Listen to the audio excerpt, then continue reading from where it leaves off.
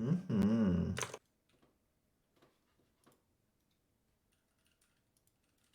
I'll share my screen. Did you unmute me?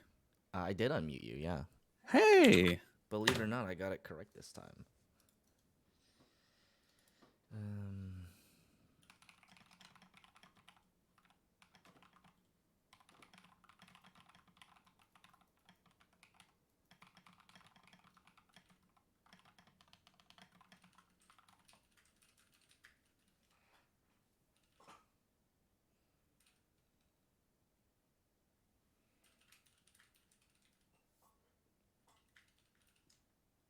Oh, I'm so happy with my loading screen. You're so happy with your what now? Happy with my loading screen. Oh, it's lovely, yeah. I need to fix my break screen. I need to make a new break screen.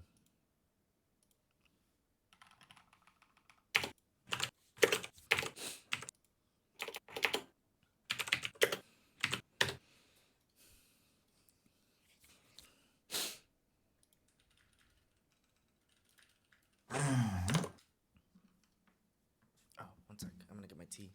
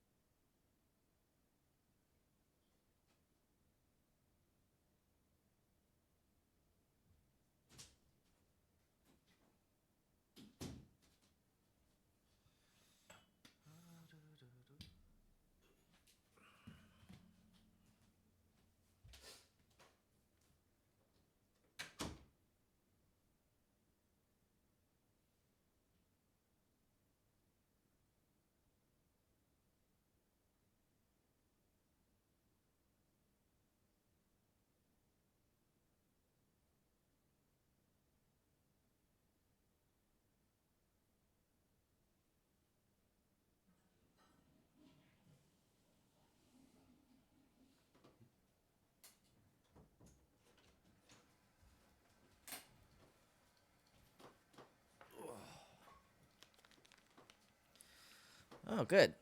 The stream is formally live now. Formally. What does that mean? live. Formerly alive. Well, Formally alive. Yeah. it had a good run. It did have a good run. It's true. So wait, how many were there? 1, 2, 3, 4, 5, 6, 7, 8, 9, 10, 11, 12, 13, 14. Okay, so after we do 7, we'll evaluate. Okay. See, that sounds easy. But that's what people said about Fighter. Yeah. And people were wrong. People were wrong. It's true. I suspect that for this, I feel like I think I almost feel like a lot of this comes down to whether or not it's whether or not whatever you use your key power for is like better or worse than stunning strike. Do you know what I mean? Because if it's better, it's above average. If it's worse, it's about average, right? Yeah. Stunning strike base. Yes. Yeah, I'm pretty sure stunning strike is base monk. Amongst When do you get get it. it? I think level 5. Oh my god, really? No. Someone double check that. I can't right now, but I believe it's 5. That's kind of fucked up. Let's see. Yeah. Let's see. 5e monks. Stunning what strike are our- level 5, you're right. Wow. What are our monk bona fides? Like, I've played one to mid levels. How far did we get in Brendan's campaign? Level like he power leveled us. We got pretty high. was like, you I've put a never monk played one, so you there. can just count me out. I have played a couple of monks. You gave up on a monk in one of my I did campaigns. give up on a monk. I got to like what, like 8th, 10th level, 11th level. Like 8 or 9, yeah. Like I got 5 to the sessions. level that most people stop playing the game, Dan. I think You level played 9. like 5 sessions. Yeah. I played a pretty good amount of Kensei, I feel like. You could actually go look it up if you wanted to prove it, because I really could, yeah, if I wanted to. Have I played any other monks? No, I don't think I've played any other monks. I've thought about monks a lot, though, I think. Okay, I think I should we like just have a- monks. So how good is Stunning Strike right now, then? Like, how good is it? How good is it? It's a pretty strong ability, I would say. You could use 1 key point to attempt a Stunning Strike. The target must succeed on a Constitution saving throw or be stunned until the end of your next turn. Does the Stunning Strike always hit? Stunning Strike is, I'm pretty sure it's on a hit. yeah. Oh, I see. When So you you hit. apply it So, on when so you're you going hit, to attack yeah. like 3 times, and then you could theoretically attempt 3 stuns? Yeah. Yeah. Well, the number goes 4 times. 4 times. So 4 it's like, times. so basically. If you have all the key in the world. At level 5, right? You have extra attack. It's twice, and then you can flurry of blows as a bonus action to attempt to hit 2 more times at 1 key point cost, right? Yeah, So that's the calculus. So I was gonna say, like, I feel like the baseline then is we assume what a base monk can do, and if a subclass doesn't really affect their key point usage, then it probably is like pretty average, right? Yeah. Yeah. So base monk is always going to be able to do their flurry of blows. It's always going to be able to do Stunning Strike. And those are all. That's kind of the best things that monks I can think of, but I could be totally wrong. I mean, No, monks. So the thing is that monks have like 1 or 2 really good offensive abilities, right? So in flurry of blows and stunning strike, and then everything else they have is they become like defensive monsters. Yes, correct. Everything else is just like absolutely killer passive stuff like evasion. You get way later at like 15th level, you get Diamond Soul, which I love, which is Diamond Soul proficient. is nasty. That is proficiency in everything. Period. I like the immunity to poison. That's kind of nuts. Yeah, I abuse the shit out of that. Disease and poison. You can use your action to end 1 effect on yourself that's causing you to be charmed or frightened. Let's see. You get. I mean, you can overcome non-magical resistance. That should be based in like every martial class. I'm sure you're sick of me saying that. Evasion obviously is really good. Tongue of the Sun and Moon is really fun because you can understand any spoken language. And any creature that can understand a language can understand what you say. So, like, you know how we were talking about how the bard class that has like the language thing is like a fun flavor ability. This is like that ramped up to like 80. Wow. Diamond Soul, Timeless Body. You don't need food or water. I mean, that's whatever. At 18th level, you can just spend 4 key points to become invisible for 1 minute. Oh, and while you're invisible, you have resistance to all damage but force damage. Yeah, they get some weird and wacky and really good shit. Can we talk about how this doesn't say? I'm pretty sure this doesn't like say. It doesn't qualify like the invisibility spell. I'm pretty sure that you just are invisible for a minute and have resistance to all damage. Oh, What the wow. fuck what are monks? Yeah, wait, hold on, that's way better than I assumed that it would break on attack. I don't think it does. Wow. There's nothing that says it does, right? Because invisibility, the spell, at least the lower level spell, clarifies, but this monk one just says you become invisible. And you have resistance to all damage and force. That's how long? nasty. Duration? For 1 minute? Oh my god. Takes 4 key points? Greater invisibility plus 4 key points is like not that many key points at like 18th level. You have 18 of them, yeah. You meant greater invisibility? Greater invisibility, sorry, that's way better. Right? Greater you invisibility basically have and greater resistance to invisibility. all You said damage. it right. I just took a second to process So it. anyway, monks are nasty. Base monks are super nasty.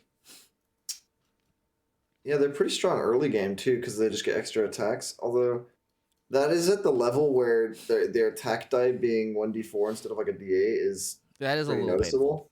painful. Yeah. But you do get a lot of attacks, so But you can also Still strong I'm pretty early. sure have access to weapons. Like the thing is yeah, that but your monk weapons you have to use monk weapons if you want to use weapons if you still want to get your bonus action attacks.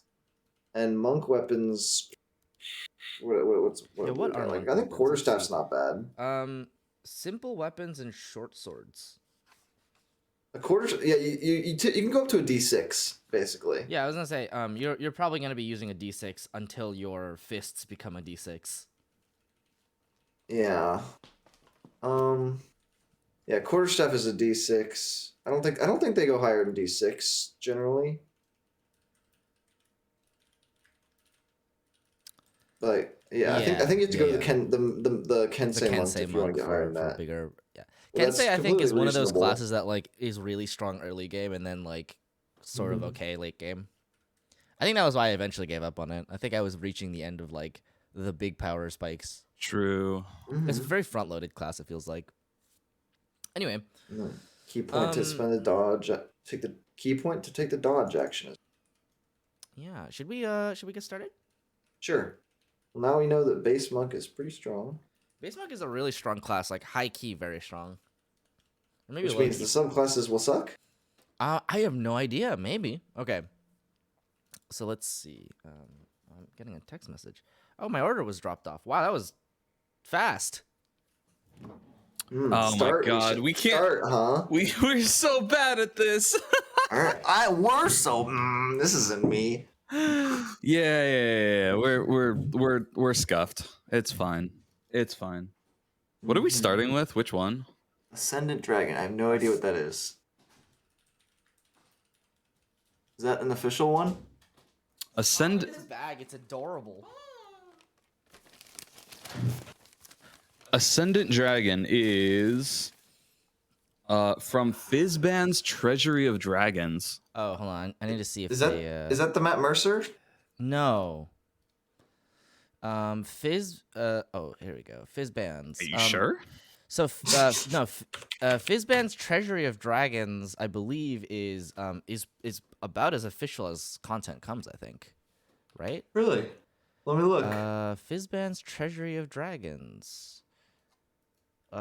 Straight from the dragon. Who wrote this? What? What is this? It's a player's handbook made just for dungeon masters. It's a source book. So this is like official content. Why Why we did never none heard of us know about it? Because we haven't been keeping up with the books. I guess we really haven't. God, we're I wonder slacking. if there's some good shit in there. Are you qualified to do this shit? Yes, yeah. Well. I think this is also like one of the newest books. I'm pretty sure. It was released like 4 months ago, so. Oh. Yeah. Oh, don't tempt me. So, the Way of the Ascendant Dragon is a class about dragon power. At 3rd level, you channel draconic power to magnify your presence and imbue your unarmed strikes with the essence of a dragon's breath. You gain the following benefits. Draconic presence. If you fail a charisma intimidation or charisma persuasion check, you can use your reaction to reroll the check as you tap into the mighty presence of dragons. Once this feature turns a failure into a success, you can't use it again until you finish a long rest. Draconic strike. When you damage a target with an unarmed strike, you can change the damage type to acid, cold, fire, lightning, or poison. That's cool. I like that. Tongue of Dragons. You learn to speak, read, and write Draconic or one other language of your choice. None of that seems useful once you get 6th level magic fists. Yeah. There's still times when it's nice. At 3rd level, you channel destructive waves of energy, like those created by. It's also like it's also just like very. This is just like a flexible ability, right? I think that's the flavor ability. If we're gonna go down that road, I think it is. It is. I think it is more probably flavor than not, but I think it does give you some flexibility. Like some, like if you were Let's read the fighting 3rd level one then. Yeah. This is Thank the you, Dan. other 3rd level one. At 3rd level, you can channel destructive waves of energy, etc., etc. You can, when you take the attack action on your turn, you can replace one of the attacks with an exhalation of draconic energy in either a 20-foot cone or a 30-foot line that is 5 feet wide. Your choice. Choose a damage type: acid, cold, fire, lightning, or poison. Each creature in that area must make a Dex save against your key save DC, taking damage of the chosen type equal to 2 rolls of your martial arts die on a failed save, or half as much damage on a successful one. What is the martial arts die? The martial arts die is your unarmed strike die. So a D4? So at 3rd level, it'll be 2d4. At 5th level, it'll become 2d6. At 11th level, the damage of the feature increases to 3 rolls of your martial arts die. See, okay, the Wait, thing does is, this have any cost? there's no cost to this. It just replaces one of the attacks in your attack action, and And it doesn't require you waste your key points on it. doesn't require you to waste key Yeah. points, and it's an AOE, which we I was know is in about short to say supply. this is so weak you would never waste your key points on it, but since it doesn't use key points, But it's since just it doesn't use directly key good. points, yeah, it doesn't matter. Yeah, I was thinking the same, and I was like, "Man, this is so weak. You would never waste your attack action on it, but it doesn't use your attack action either. It's just one Yeah. attack. So actually, Dang it. Just a solid upgrade. If you want some fries, they're over here. I really like the theme of letting loose a kick and then fire comes shooting out, or a pretty punch cool. and then lightning comes out. Dan, you want some fries? Yes. Unlucky. All right. I will leave you all to go start cooking my fries. Lol. I will be right back. Oh, okay, hold on. So you can use this feature a number of times equal to your proficiency bonus, and you regain all expending uses when you finish a long rest. So you do have a limited number. But that that makes sense. But that's But fair. that's still like fair, yeah. You can like, spend 2 key points to at use this low feature level, again. 2 is not many, but that's 2 more AoEs, weak Than AoEs, than most martial classes. any other has. martial class is gonna get, yeah. pretty Yeah, much. and it goes up. I definitely think that's good. Now, the damage is fucking piddly. And So it never scales to a relevant number. No. So actually, maybe we're overrated. We love it because it doesn't really cost anything, but like, yeah, that damage is. Okay, but think about imagine you're like at 15th level or something, and the only enemies you fight are monsters of severe magnitude or whatever. But even then, one of your punches is going to do, I don't know, like 10 damage. It goes up to like you could 3d10, yeah. No, a normal punch, like Oh, yeah. a non-Breath of the Dragon punch does like 10 damage or something. That's fair. This probably does outscale it, huh? And then you replace it with how much damage would this do at 15th level? Just to be clear. I'm gonna hazard a guess and say 3d10, but it could be 3d8. Oh, So like 16 damage, and then you might hit like 6 targets. I'm mad. That's like 100 damage. Yeah, it's actually like deceptively good. Yeah. Just for the sheer fact that AoE is amazing, and most of these martial classes don't get any. it's a d8. It's a D8. Okay, well, still, it's I think even at high levels, this will always be worth using. Yeah. Because of the fact that it doesn't really cost anything to. Yeah, I mean, you have a number of times you can use it, but like it's But but- that'll encourage you to use it. Yeah, it's a resource tied only to this. Well, as far as let's keep going. Yeah. 6th level, when you use Step of Wind, which is the one you can use your key points to use like a bonus action to dash or disengage. You can unfurl spectral draconic wings from your back, and that vanish at the end of your turn. While these wings exist, you have a flying speed equal to your walking speed, and you can use this a number of times equal to your proficiency bonus, and you get them all back on a long rest. So But they go at the end of your turn.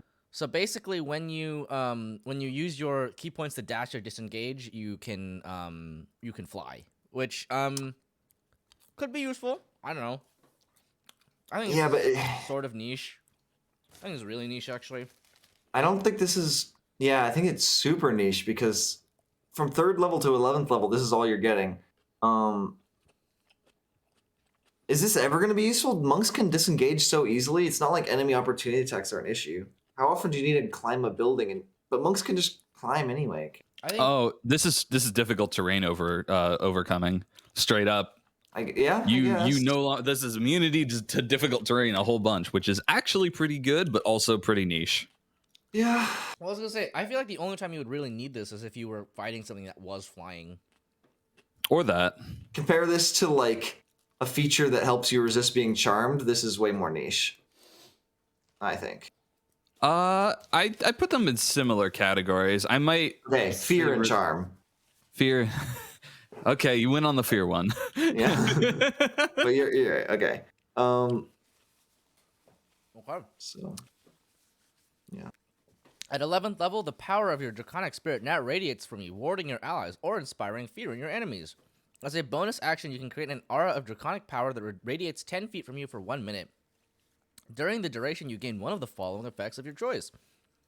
Frightful Presence. When you create this aura and as a bonus action on subsequent turns, you can choose a creature within the aura. The target must succeed on a wisdom saving throw against your key save DC or become frightened of you for 1 minute. The target can repeat the saving throw at the end of each of its turns, ending the effect on itself on a successful save. And resistance. Choose a damage type when you activate this aura. Acid, cold, fire, lightning, or poison. You and your allies within the aura have resistance to that damage. Once you create this aura, you can't create it again until you finish a long rest, unless you expend 3 key points to create it again. Okay? That's not bad. That's not bad at all. If you go up against Especially because- AoE, Especially because in a certain respects, in certain combats, Frightful Presence is going to be actually better than if you had a dragon Frightful Presencing. Just because, like, even if they succeed the save, you have it for a minute, so you can just like reproc it on them, and there's nothing that says they can't. Well, how? but the thing is, No, when you create you have to. this You aura- have Oh, bonus and- action. I see. Yeah, but the thing is, are you really gonna sacrifice your bonus action to use this when you could just double your attacks? Depends how many key points you have remaining. But this is 11th level. You probably how many do You you have have? 11 You have key a lot. points. Okay. They'd make it easy. And it costs 1. I don't know. I guess it Mhm. depends. I guess it depends if you like really value the frightened condition or not.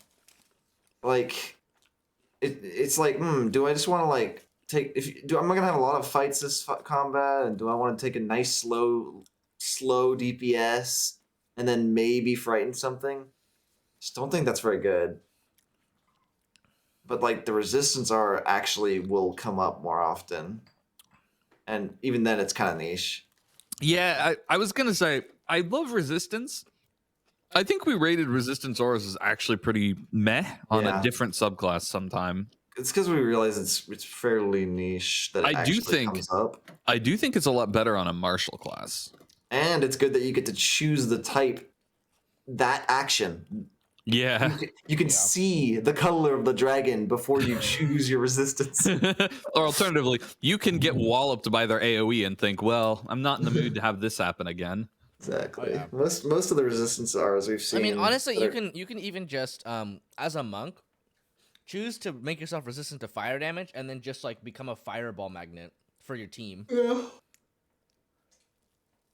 You have evasion too at this point, anyway. You're basically immune to fireball. But you kind of are already, so. Well, yeah, so you're immune to common cold, which you decidedly were vulnerable to before this. True. That's funny. You know what? Maybe the aura is bait. You know what this is? This is bonus action resistance for a minute to whatever you want on Yeah, you. mhm. That's all that is. That's a The good aura's too feature. small. Yeah, the aura, fuck the aura. But for you, it's you, right? Includes you. No, I was Yes. always just gonna take this as like this is for you. Yeah, I always forget that.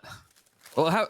Yeah, because I mean, it's always gonna be hitting you, but it's occasionally gonna be hitting allies. Yeah, precisely.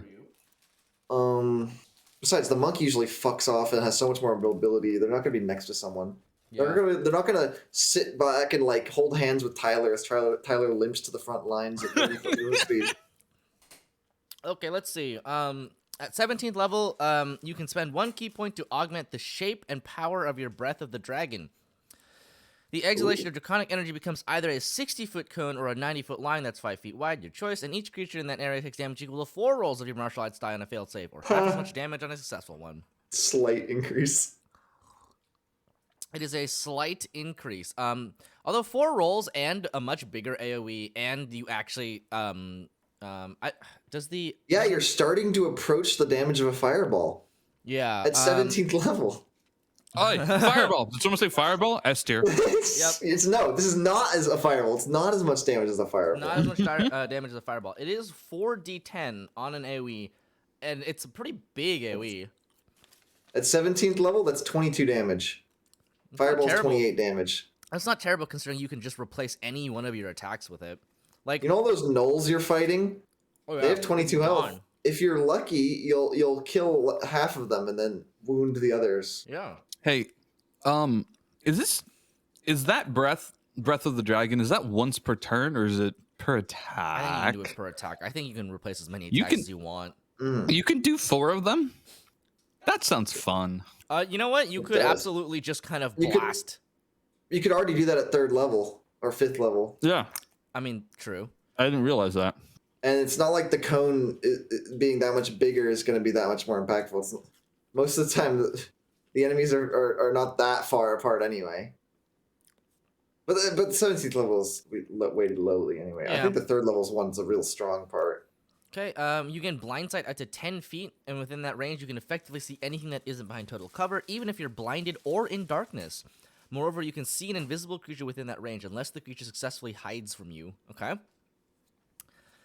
When you activate your aspect of the worm, Draconic Fury explodes from you. Choose any number of creatures you can see in your aura. Each of those creatures must succeed on a dexterity saving throw against your key save DC, or take 3d10 acid, cold, fire, lightning, or poison damage, your choice.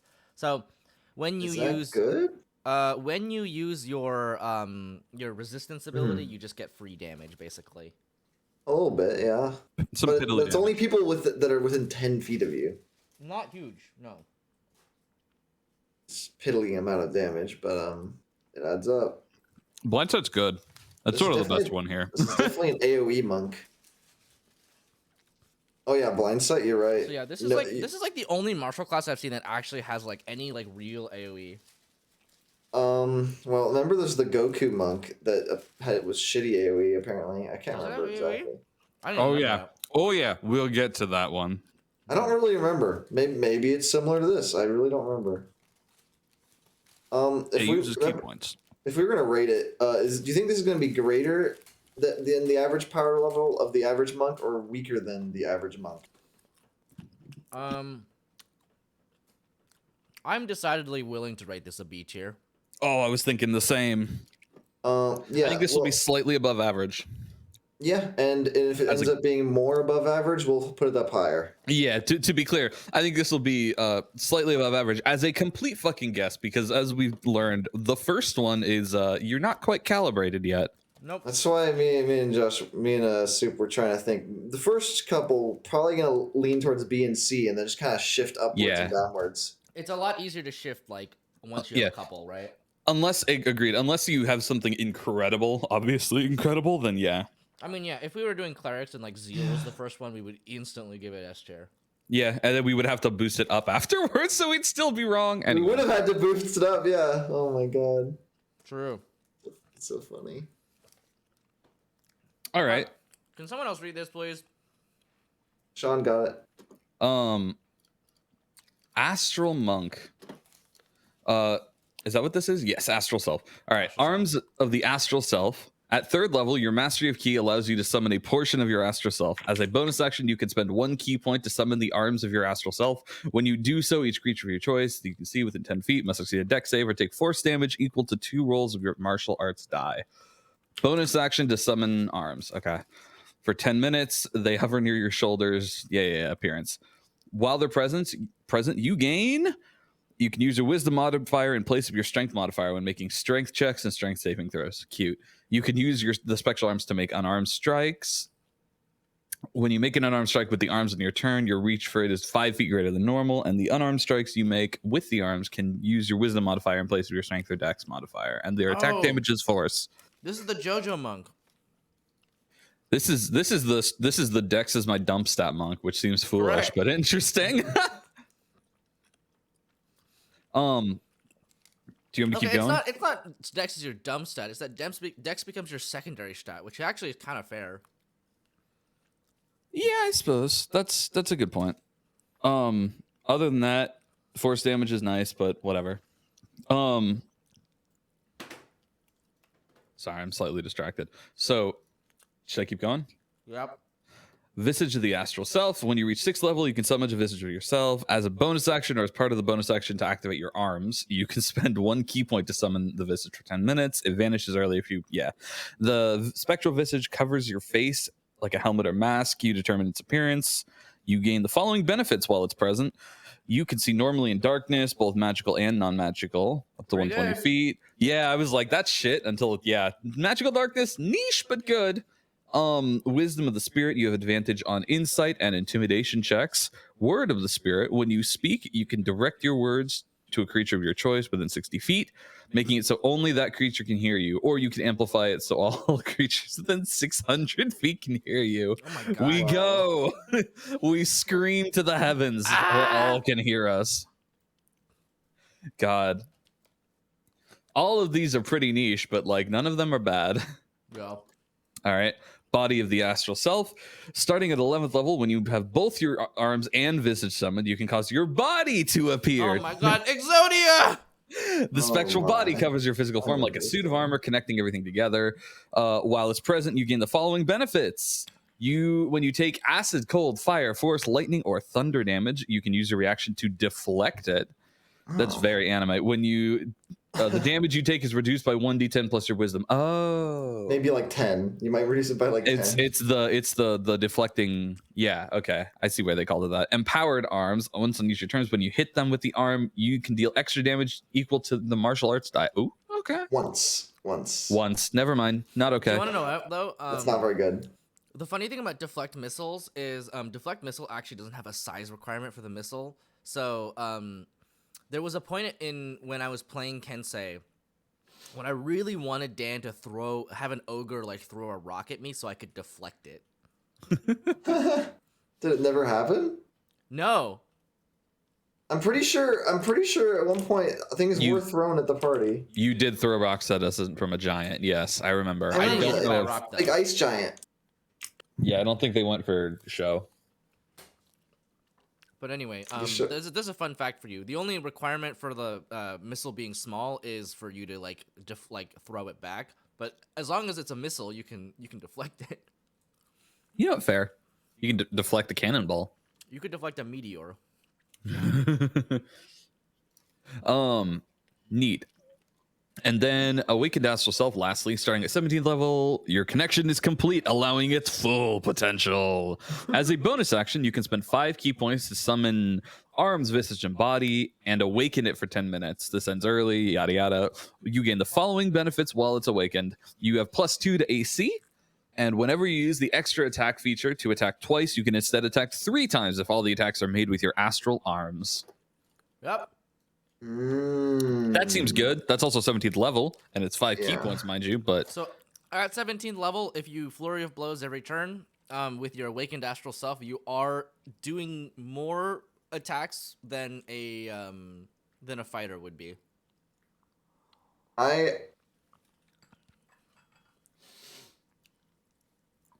long does these arms last 10 minutes, 10 minutes, which means wow. you could have them up before fights pretty easily. Yep. I think one of the it seems minor and it might be, but I think one of the strongest parts about this class in a lot of parties is because it's not mad, it's not multiple action score dependent. No, 100%. Which means your wisdom is very likely to get up to 20 quickly, which means your stunning strike is going to have a high DC compared to other monks. No, absolutely. Because your key DC is wisdom, it really makes it so you can just pump wisdom and your dex is your secondary score. Yeah, and your stunning strikes are going to be much higher, and whatever else you use for wisdom. I don't know. What else do you even use for wisdom? Use wisdom for? Wisdom saves, but like dex saves are also just as common. So Well, monk related. monk related, you know. Mm-hmm. Just stunning strike, is that the only one? As far as I know, I mean, like a lot of subclasses get stuff, but there's no saves attached to this one that I can see. But like stunning strike is all you need most of the time. I mean, unless the enemy is immune to stun, which is definitely a very real possibility as you get higher level. But yeah, it seems like it's kind of just that. Yeah. oh, this is so hard to rate. What is it? How much of this is good at low level? Okay, well, do you have a rating? Do we just skip? No, Josh went AFK. We gotta fill air, obviously. Why is Josh going AFK? There's one in the bathroom. So here's my question: what do you get aside from that benefit that you cited at low levels? You get force damage, and you get wisdom. Your attack modifier is probably going to be higher at low levels because it'll probably be like 1 higher. Yeah, it won't. I don't think it'd be a lot higher. Arguably, it won't be higher because that might have been your dex instead. It's your wisdom, so really, it's your saves went up. Sorry, I'm back. Okay, fair. I compulsively cannot touch my mouse with greasy hands. It makes me feel like I want to die. You just vanished, disappeared. It's fine. I got the gist of it from just listening to Sean. Yeah. I feel like at lower levels, at 6th level about right. I think it's no. Let's look at 3rd level because there might not be anything. Okay. So you might really be about equal to a normal monk. Yeah, I think you're not really doing anything that a normal monk can't do. You're just invested more in wisdom than anything else, which is like admittedly quite nice, and especially because and I say especially, but I mean generally speaking, this is kind of more niche, but like as a monk, you're pretty much gonna be dumping strength. There's no reason for you to have it normally, so it is kind of nice for you to be able to make up those checks, especially as a martial class. You're more likely to encounter them. They're not super common in the first place, but you know, when they happen, they happen. You know, you I- might have to make a check to not Yeah. be knocked prone. It's so no. I There just is a discounted tangible- that first one at low There levels. is a tangible benefit. Yeah, because we can kind of ignore the strength one. But there is a tangible benefit in that you get AoE. It's You also another get monk with range. AoE. Or not range, Um, reach. No, I mean that they also get that, but that's not that. What that level did doesn't they get the matter. AoE? Am I blind? At third level. Third level. When you activate the arms, each creature of your Oh, choice that you right. can see within 10 feet of you must succeed on Dex saving throw. Or I missed that I part. actually think that Force that is damage probably one of the best equal to features. equal to what is it? 2d6. 2d4. Yeah, at third level it's 2d4. 2d4. At fifth level it's 2d6. Compare it to the Dragon Disciple. Dragon Disciple will be able to do this twice. This one can, I mean, theoretically do it more, but only once per Theoretically fight. three Really. times, but you're really realistically doing it once. Once per fight. Probably only, yeah. And they're the same damage, right? Up Yeah, until same 11th damage. level. Yes, yeah. So I mean, this has most of the benefit of astral Ascendant Dragon. of ascendant dragon, plus more, in my opinion. I think its AoE is like weaker, but I don't actually value the I think, AoE that much. I think they're both kind of piddly. I like the fact that it's a monk that is heavily invested in wisdom, but at the same time, to invest in that wisdom to be effective as a monk, or to be at your peak effectiveness, you have to like buy in with the key point cost. Like it's nice that you get the AoE, but especially when you have like the visage and stuff, like at third level, like it takes one key point of your like 3 key points to enter this. And the question is like, and I guess it's the valuation of it is like really kind of variable, right? Because we said that the AoE does have some amount of value. But at what point are you just going to be flurry of blowsing, right? Probably. I guess if you take that mindset, this is now mad again, because if you enter a fight when you've put all your points into wisdom and you don't use this, you're attacking with Dex. Yeah. Which is your Have to second? use this. It'll be your secondary stat, not your primary. So it's not going It'll to be your tertiary. You think it might be? Ideally, you would go con second. Yeah, it's fair. All right. Well, you then think here's my so? question that actually changes dramatically how much this matters. Do monks get their key back on a short or long rest? Oh, that's a good point. I think a long rest. If it's a long rest, this hurts a lot more. There's 20 of them. I bet you're right. Actually, hold on. Let's see. Monk key. No, oh my god, they come back on a short rest? Yeah. Ooh. You get all your expended ki Bro, back that's on a short fucked rest. up. Oh, and it's you must spend at least 30 minutes of the rest meditating to gain your. I mean, I like a resource that they actually encourage you to use and not have it be so scarce. Okay, all right, that's way more than I thought. Oh my god. So then actually, I think the cost isn't that bad. Like it's No, you're one right, encounter, absolutely. but yeah, but I think you can have it for once you get pretty to like much 5th every level, encounter. once you get to do 5th level, you're probably having it for every encounter. I think you'll even have it for every encounter at third At level. third, Is my I think hot so take. too. Because you can take a short rest between every Like, encounter, you're and almost- if you can't take a short rest between every encounter, there's a chance that they're still within 10 minutes of each other, and so they'll still be up. Exactly, Yeah, right? I think it's like, there it's is a- like, yeah. The more there is an annoying part here. Anytime you get incapacitated, they go away and then you have to bring them up again. But it's not that bad because one, that's rare, and two, you lose those 2 attacks from a flurry of blow or that 1 attack But you get from the AoE like back. just a bonus action. But you get your AoE, which is arguably not- as it's good, not or bad. it's It's- arguably be a little better than getting an extra attack. It feels I think it definitely will. yeah, with if okay, since they come back on a short rest, I'm much more compelled by this class. I Yeah, have to say. agreed. Suddenly that seems decent. Yeah. But which one is better, this or Ascended Dragon? Well, here's the thing. I don't know. This might also be B tier? Question mark? I kind Are of you saying that they are about the same? I kind of feel that way. I kind of feel like they're comparably strong. Yeah. I feel like nothing about this is like honestly that astounding to me. It's funny to me that you're basically like becoming like a Power Ranger, like you're summoning your astral self or whatever. You know what? I think there's a lot of potential with this flavor wise. You can obviously summon Exodia onto yourself. You can become a JoJo stand user. You can honestly, you can even be a spirit furry if you so please. If you want to don the visage of a werewolf, a strong, hot, ripped werewolf upon yourself, Godspeed, man. I do like I do think the 11th level of this feature is significantly stronger than the 11th level of Ascended. What was the Ascendant 11th level? Yeah, I think you're probably right about that. Kind of nothing. Yeah. Once per turn, an Well, extra like what is it now? A D8. It's pretty good. It's pretty yeah. solid. That's decent, and the fact that you now can just spam defense, you can just use your reactions to just constantly absorb things if you ever were to be taking Yeah, I damage mean, like that. there's definitely situations in which, like, these are all the elemental damage types are very common. This is like, this is few I don't think classes this, have I don't any, think like- deflect energy is ever going to be worse than the resistance aura. I think Unless you're I think you're fighting right. I think you're almost certainly correct. Okay.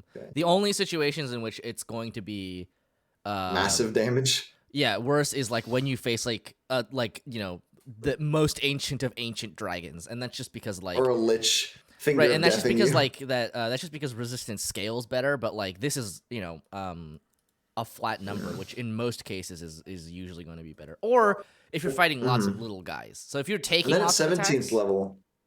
then they're Yeah, and then at also- 17th level, I also think this one is better. I think so although- too. Wait, you have to spend your bonus action.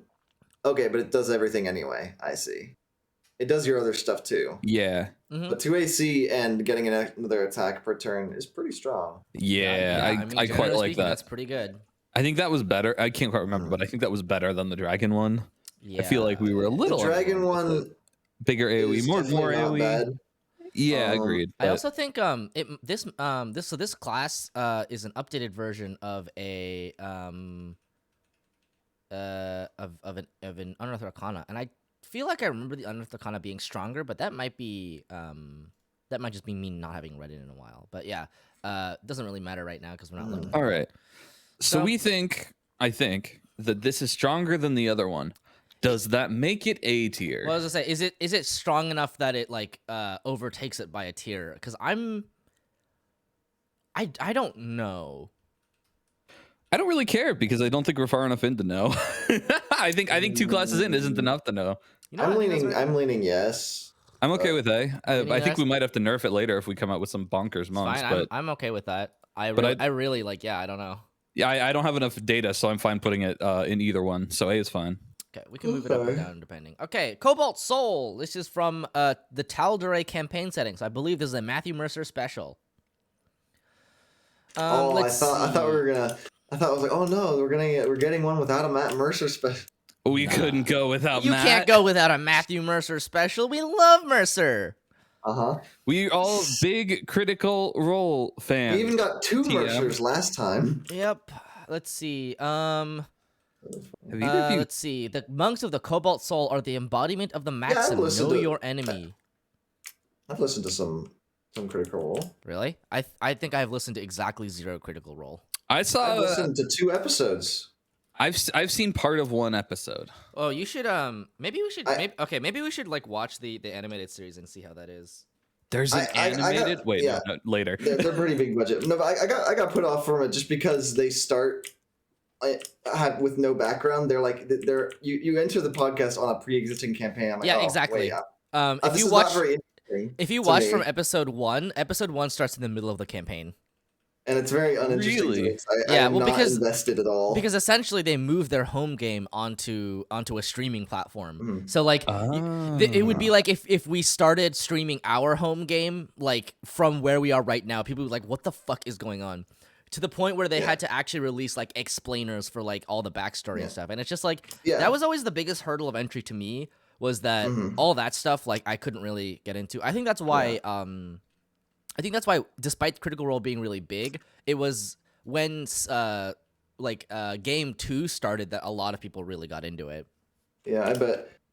I mean, I bet game 1 was great and all. I just, it's hard to get invested. I mean, yeah, it's the classic, right? But also, it's like, they're entertainers. They play a little bit more fast and loose with the rules than some people are into. Which is, I mean, your mileage is gonna vary there, but what? All of us got through the Adventure Zone and loved it, so Yeah, I don't think I was gonna that's say- the barrier for entry. I actually enjoy fast and loose with the rules, and I almost Yeah. prefer it. I think if you're too rigid with the rules of D&D, you get a little bit bogged down in kind of shit that doesn't really matter. Especially Yeah. if you go by the guidelines of how they want you to play, which is kind of like not fun.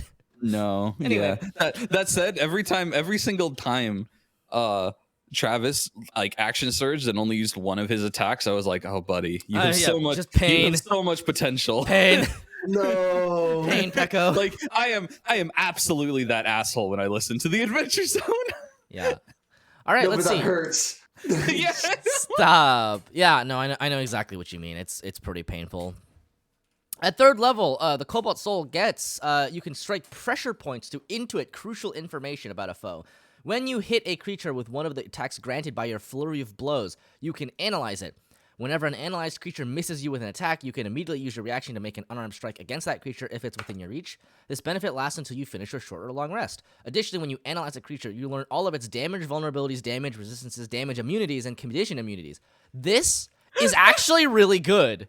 This is actually nuts. Guys, you Wait. get all of this just by them hitting you, whereas a fighter has to stare at someone fighting For a minute. for a For a minute, and they get one thing, and it's only in relation to yourself. It's shit tier info, yeah. You have learned that the enemy has more hit points So- than you do. This is obviously generally pretty useful, especially if you're not like familiar with a creature, or if you're doing stuff there where you have homebrew creatures, or situations in which you're doing new content, or if you just don't want a metagame. If you're just like, okay, I know what a stone golem is like resistant to, but my character probably doesn't know, right? God, this is so fucking useful. So fucking This is useful in Dan's actually- campaign. This is actually such a nasty ability, because you basically get it for free when you flurry of blows, and you're going to be flurry and to of be blows. clear, it says when you analyze a creature. What is analyze? So Whenever- when you hit with your flurry of blows, you can analyze it. Whenever an Oh, I see. analyzed Okay, creature okay. misses you with an attack, you can use your reaction to make an unarmed strike against it. That if it's reaction within range. attack is also the 14th level Frenzy Brand feature, which is actually a very good feature from Frenzy Brand. Yeah, not so just saying- this is super nuts. So extra attack is going to do less damage than a barbarian, but it's actually Yeah. way better because you can stunning strike with it. Okay, so this is also the thing, their is turn. that Yeah. condition having condition immunities is like knowing creatures' condition immunities is pretty good on any class in general. Having it on a monk is nuts. Yeah, you because have you to know You can know if they're you immune. to know if stun. they're immune to stun. Although it'll have to be the second turn, because the first turn you're gonna hit them a whole bunch and flurry of blows and hit them a whole bunch more, and you'll probably be tempted to use some stunning strikes. then. Yeah. It's only the I mean, yeah. following turn. But you could after just- you could- realized that it's immune. However, they now I might know it's immune. they might fail. They might succeed all those saves, and then you're left in the dark. Should I burn 1, 2, 3, 4 more key points Yeah. attempting to stun it in vain? I guess. Or I just- alternatively, you play around it instead of burning the key points. I think it might be Uh, deceptively not as good because of the fact that it's all this info you're getting is coming after you've hit them. you've already been attacking it for a while. That's fair. And your I don't know. party has also I had still a think turn it's to pretty attack good for a because while. like it's not like as a monk you're going to be really doing anything that interfaces with vulnerability or resistance or immunity.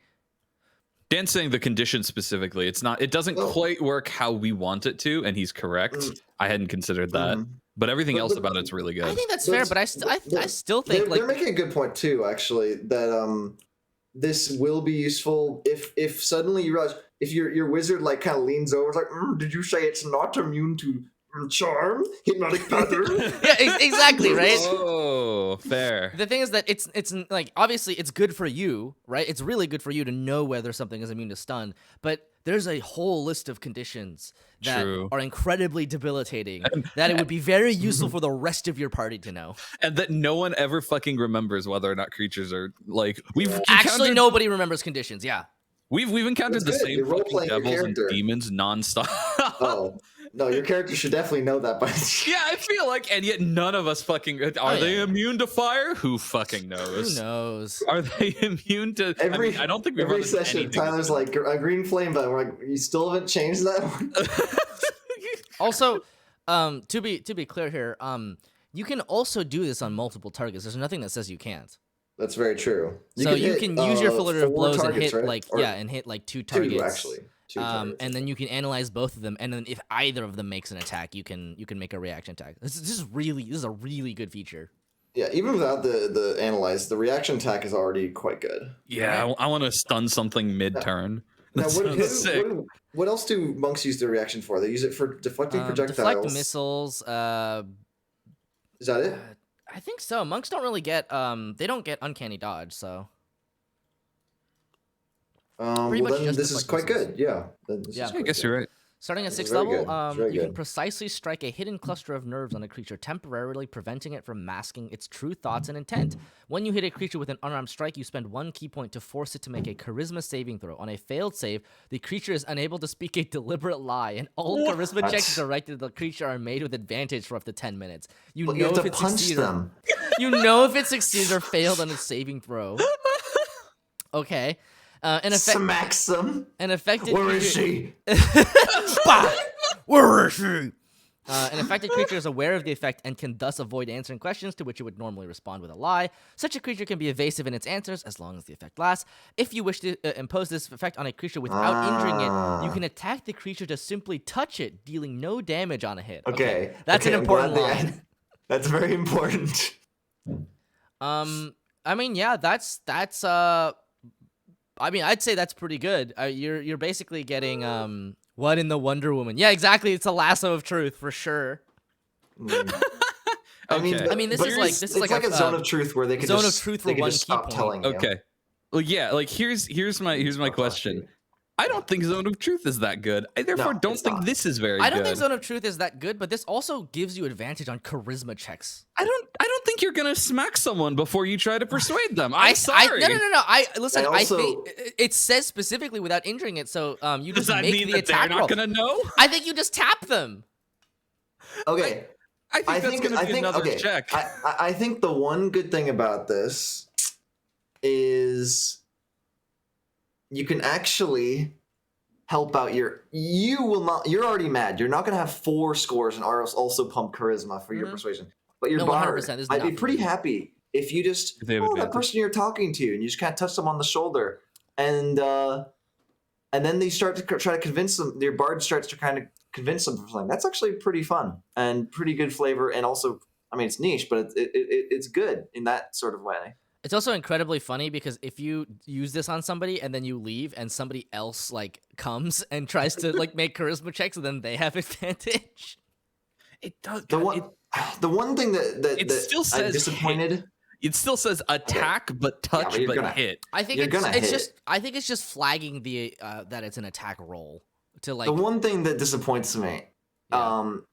is the part that makes it like Zone of Truth, and it's the text that says, "And affected creature is aware of the effect." yeah. It's supposed to be an affected creature. Huh? Anyway, I see but that. but that part, the part that I'm ignoring, the part that they know they're under the effect, you can't just do it casually. You can't just walk Yeah. up to someone. Yeah, that's and- true. In fact, yeah, actually, you're absolutely not gonna do this while trying to persuade them because they're gonna know you fucking did it. It straight up says it. This is trash. Yeah. You didn't. If you have a resilient, if you have a generous GM, then this could be good. But it's not a good feature for that. No, I don't. Well, I'm underwhelmed. Put it that way. Yeah. Especially for a 6th level feature. Well, actually, Well, no, no, those you, levels the monk have you been do have features amazing. have another all 6th been level bad. feature.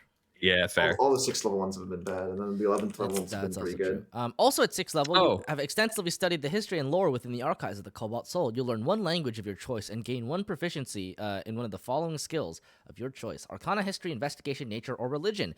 If you already have proficiency in one of the listed skills, you can instead choose to double your proficiency bonus for any ability check you make using that uses the chosen skill.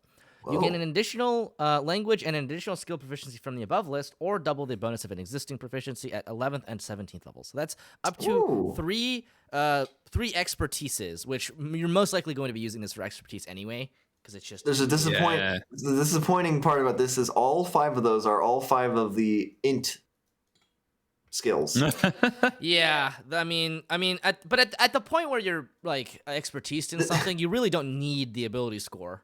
Yeah, And Extort Truth wants you to have charisma, and then you need Dex, and then you need Con, and then No. and then you need Dan. Wisdom. So Dan, I know this goes against everything you believe in and the fundamental Yeah, I was gonna say values you don't at have your to. core. You don't have to min max it. So just because you have expertise in something does not mean you have to have the corresponding skill. Counter argument. Instead of going to 13 like you do on every goddamn character that is a skill Yes. monkey and expertise, you can use this to just all of a sudden, hey, I'm pretty good at Arcana now, even though I Literally, have okay. 0 int. That's Literally at worthless. level 17, at level 17, you can have a plus 12 bonus to one of these skills without having a single point in any of them. Let's look at a reasonable level. Let's look at like 8th level, okay? Okay, 8th Yeah. level, sure. 8th level. You would have had to have already taken proficiency in like investigation Okay. on a monk. I don't even know if you can get that on a monk. But I mean, let's let's say you say get religion. it I from your think all background. monks can get You just religion. get it from your you tailored your background to get like investigation and arcana. Yeah. By 8th level, now you can make your arcana that you've been prepping for this. Now you have 6 in arcana, but probably like 5 because you have like a -1 int. No, we're not Dan, counting the negatives. No, we're gonna do 0. It's you have +6 in Sure. Arcana. You're not going to be dumping these skills. You're going to have at least neutral in them. Great. Now you're like a wizard that's not proficient. Yeah. I It's think that's okay. fine. Yeah, that's my point, right? Like you don't have to be better than everyone else. Do you know how many fucking parties we've been in where like, does anyone have X skill? And the answer is no. And okay, even more than that, it's 100% always one of the int skills. Does that make this better? No. It does make it a little. It makes it not as bad. Well, all my argument is that when does this is it ever like make or break that sorry, it's if only our party could have gone on with 3 more in our history skill. there have been times where that could be handy. History is one of the better ones in my opinion. Yeah, that's why I listed it as an example. I think my point is that like the purpose of expertise is not going to be, it's not +13 to skills or bust. It's to shore up any weaknesses you have, even if you're not proficient in. Oh God, proficient. That's not the purpose of expertise. You might justify it that's a use case for Yeah, it. okay. But that's that not is- the purpose for it. You're right. Neither is getting things to 13 because that's also you're right. The purpose, if you want to nitpick language, the purpose was the wrong word. Thank you, Dan. But that is a valid use case. Yeah, for sure. I still think it's a garbage feature. Well, is +1 proficiency bad? Yes. At 6th level, yes. That's Yeah, I think it's valid. generally they lump that. That is a little Generally, at first level, they give you like there's a feature that gives you like 2 free proficiencies. Yeah, you got me there. Well, it's continuing the. trend However, of- an extra language, big money. Oh, baby. All right. At 6th level, you have no, hold on. I read that one. At 11th level, you've honed your awareness and reflexes through mental aptitude and pattern recognition. Once per turn, if you've already taken your reaction, you may spend 1 key point to take an additional reaction. You can only use 1 reaction per triggering effect. Okay. Oh. So you basically get you- extra reactions. Wait, so if a Hydra is attacking you like 8 times, there's a random hyperbole example in it, and you've already studied it. You can use your Yes. reaction when it misses to hit it, and then you can So- theoretically do that 8 times, right? So in yeah, one I turn? think this text at the end here, the only thing it's preventing is you from using 2 reactions on the same trigger, attack. right? So on the same attack or on the same like opportunity attack. So like yeah, I think if a Hydra attacks you 8 times, you can make 8 attacks against it if you've analyzed Wow. If it missed 8 times, yeah. it. If it missed 8 times, yes. Oh, for I sure. mean, you're a it'd miss. monk. Your AC is pretty decent, right? Now, if You're you gonna have be a hitting at couple, least 4. if you tagged like a couple creatures over your first 2 turns with flurry of blows, and they're all going to be missing a decent bit, you could just use key points and just spam out a whole bunch of attacks. This is a really good way to dump all your key points for high DPS. Oh, I love This it. is like the closest you can get to or this is approaching AoE almost. Yeah, it's kind of like what that drunken monk wanted. Like, I You know actually what? really like this. One of Now, my is this as good as AoE? favorite features in the entire game is unfortunately locked behind one of the most disappointing classes in the entire game. and it's Ranger? Rangers. Because Rangers, Hunter Rangers specifically, is that what they're called? Are they called Hunters? Yes, Hunter Rangers get whirlwind attack. You can use your action to make a melee attack against any number of creatures within 5 feet of you with a separate attack roll for each target. Yep, Oh, that's sick. I love that one. Dan, it's better than AoE damage. It's AoE stun. Yeah. With but, every like, key point in your I mean, yeah, I was gonna say fucking that's body. very key point heavy though. That's the point at which It's you a sh- are going to run out of key points very It's a quickly. short rest. I like If you features that stun actually them, let then you. they're not gonna miss you again. That's true. Ah, true. Suboptimal DPS. The anti. That's true. If you're not parsing, what the fuck is wrong with you? Right. Also, this is at most gonna hit like a couple targets. An AoE will hit way more. Yeah, Um, but I mean, very think true. It's definitely a lot less DPS than just AoE, but like the stunning Okay. potential might make it more good. I think AoE's overrated. I really do. Unless it's in god tier AoE. The more So I you think can about ignore so you can kind of ignore the damage factor of this. it. No, I think we can ignore the damage factor of the other AoE monks. So I guess both actually. Well, this is similar, Really? yeah. This I is feel like- similar the damage. thing is, then. I If feel you're like- ignoring one, like- you have to ignore the other. I don't That's think true. AoE is like super overrated. I think like in general, we play a lot of games where AoE isn't as strong because it's like, you know, a couple of big chungy boys. But like, Are you sure about that, Josh? what? Okay, So- I'm all right. so fun we fact- did just play a session where we were inundated with like hundreds of gnolls. That is true. No, and what about the session before that? And what about the session before that? So And what here's about the what's session funny, before- Dan. Yeah. Every session that you've ever had in your entire existence is a billion tiny mobs. That's your style. I've noticed this. You do nothing but AoE. and Josh does nothing but one big Yes, chungus. exactly. It's their Which is style. why somewhere between the two is the average. I also Yes. I will also say this. Every single time we have faced a lot of little tiny enemies in Dan's campaign, we've not had an AoE blaster with us. No, that's not true, but it doesn't matter. That's sort of beside the point, right? I think That's it's not the very point that I'm trying important to for make. campaigns to have little guys. Otherwise, the blasters just have no purpose in life. I'm okay gimping the blasters a little bit. Also, what the fuck would Monica do if there was just one enemy? Tasha's hideous laughter, obviously. Easy clap. Next question. Immune. Animate Immune. objects. Move on. Animate objects. Next question. They could animate objects, yeah. I think hitting 40 enemies. I think because we're in the midst of Dance campaign, we're overvaluing AoE a smidge. Okay. No, I've always. No, valued it. I kind of disagree. I think AoE is a generally useful thing to have. I think you'll Remember, usually Fireball. I think Fireball, you'll- good. I think you'll. I actually think we overrate Fireball. That's my hot I don't take. think that's true. Well, we can cover Get that this later. heretic out of here. What is this Apostate. fireball denier? Apostate. This conversation has been a long time in coming, and and it's also going to continue to be a long time in coming because we're not actually going to have it. So, what is the 17th level feature? Okay, all right. No. Before we move on, I would like to say one more thing, which is that yes, I do think that we may be overvaluing the small AoE, but the big Yeah. chunky AoE like Fireball, absolutely not. I actually am in agreement to that. Because radius is so important. Well, like No. radius is important, but also Fireball does so much honking damage that like just putting a Yeah. Fireball on a single target isn't even that bad. Yeah. Whereas, Like straight up. Whereas like Burning Hands, just because it's AoE, I think it's shit tier every time you cast it, and so giving that to like a martial class, I actually don't think is that good because you're more likely to just then go out one at a time, and the damage might not matter if you hit. Hitting 10 people with the Ascendant Dragon at 5th level, that's 90 damage. Hitting 20 people with the Fireball at 5th level, that's 560 damage. Yeah. So the fact that I don't really want to compare this to the AoE because I care more about both the fact that it's good single target and also 90 damage good, 560 damage nutty. Yeah, exactly. Anyway, never again say to me that said. Fireball we've overrated. Oh no, I'll bring it up again sometime. What are we waiting, Wizard?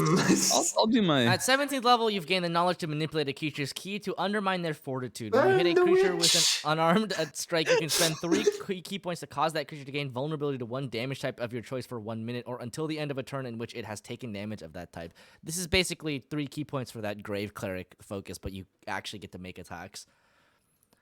If a creature has resistance to the damage type you choose, this resistance is suppressed for 1 minute rather than gaining vulnerability. A creature that is immune to the damage type you choose is unaffected. A creature who is affected by this feature cannot be affected by it again for 24 hours. This is kind of underwhelming. I mean, I think it's a little bit more flexible than the Grave Cleric Channel Divinity. It's a little bit better in some respects because it is a damage type that you choose. Yeah. And it lasts for a minute, so you can engineer situations much more easily. I don't know. This doesn't. So I need to like reread this and like. So is it only until the end of a turn in which it has taken damage to that type? So I don't know. This seems. No, isn't this just straight up better than the Grave Cleric one? No, that's what I'm saying. Is it is better, but it's Okay. at 17th level and it takes 3 key points, which admittedly is not a lot. And you are also making attacks while you're doing it, so it is objectively better it's in terms of insane. action economy. This might be I think this is the best 17th level feature. Put it that way. That's easier to rather than try to quantify it. Let's put it relative to the other I ones. think The you're reason probably being right. is 17th levels when your mage has like fucking Meteor Storm or some bullshit. Yeah, or I mean, anything. that's very true. Yeah. Or a magic weapon of some kind. You can even tailor. I actually like that you can tailor it to the thing, so you don't have that awkward instance where we're like, no. Everyone else just hold your attack. Yeah, We're hold letting your the attacks until it's time. Yeah, letting the barbarian hit this No, one. but also that one only works on attacks. This one works on spells. Ooh. That's why this is so much I better. Oh, that's forgot. true. It is a lot better. You're right. Oh wow. Okay. See, I think we're in agreement actually. Yeah, this is the best 17th level feature so far. But Yeah. So we Is- don't- level. I mean, it's not a high bar. But I feel like this isn't an S tier ability. This is a solid like A tier ability. But I Sure. would say that the 3rd level ability is an S tier ability. can I? Uh, I don't want to harp on it. I do think it's S tier. I think vulnerability for a whole turn. Also, you can do bludgeoning, and it's the whole barbarian's turn, not one attack. oh, that's true. It's multiple attacks if they're Oh, all. And if yeah, you have that is if you have a true. fighter and you're a monk and you know That is actually true. No, you're right. You're right. This is I agree now. This is an S tier your ability. your It's entire S party. tier. This is actually way stronger than S tier because you're right. This is not just like one attack. This is like It's the a whole entire turn. fighter's. You're right. This is broken. It's bonkers, but it's kind of 17th like level. that feature where everyone crits for a turn. It's not that broken, but it is. It's not as broken, but it's similar. on the same power It scale. has the You're potential completely of right. giving your entire party double damage for a round. No, I think Well, it's only one it's person. essentially giving one person double damage for their Ah. entire turn, which in many cases I suspect is just going to be using your fighter to action surge. Yeah. Which I mean, it's like a really nasty use for it too. So like, Oh, it's so good. yeah, this At is the a end great of a turn ability. in which it has taken damage to that I see. Okay. Yeah, that's absolutely bonkers. But Yeah, I completely didn't realize, but you're right. End of the turn means that you can absolutely attack multiple times. Yeah, that's nasty.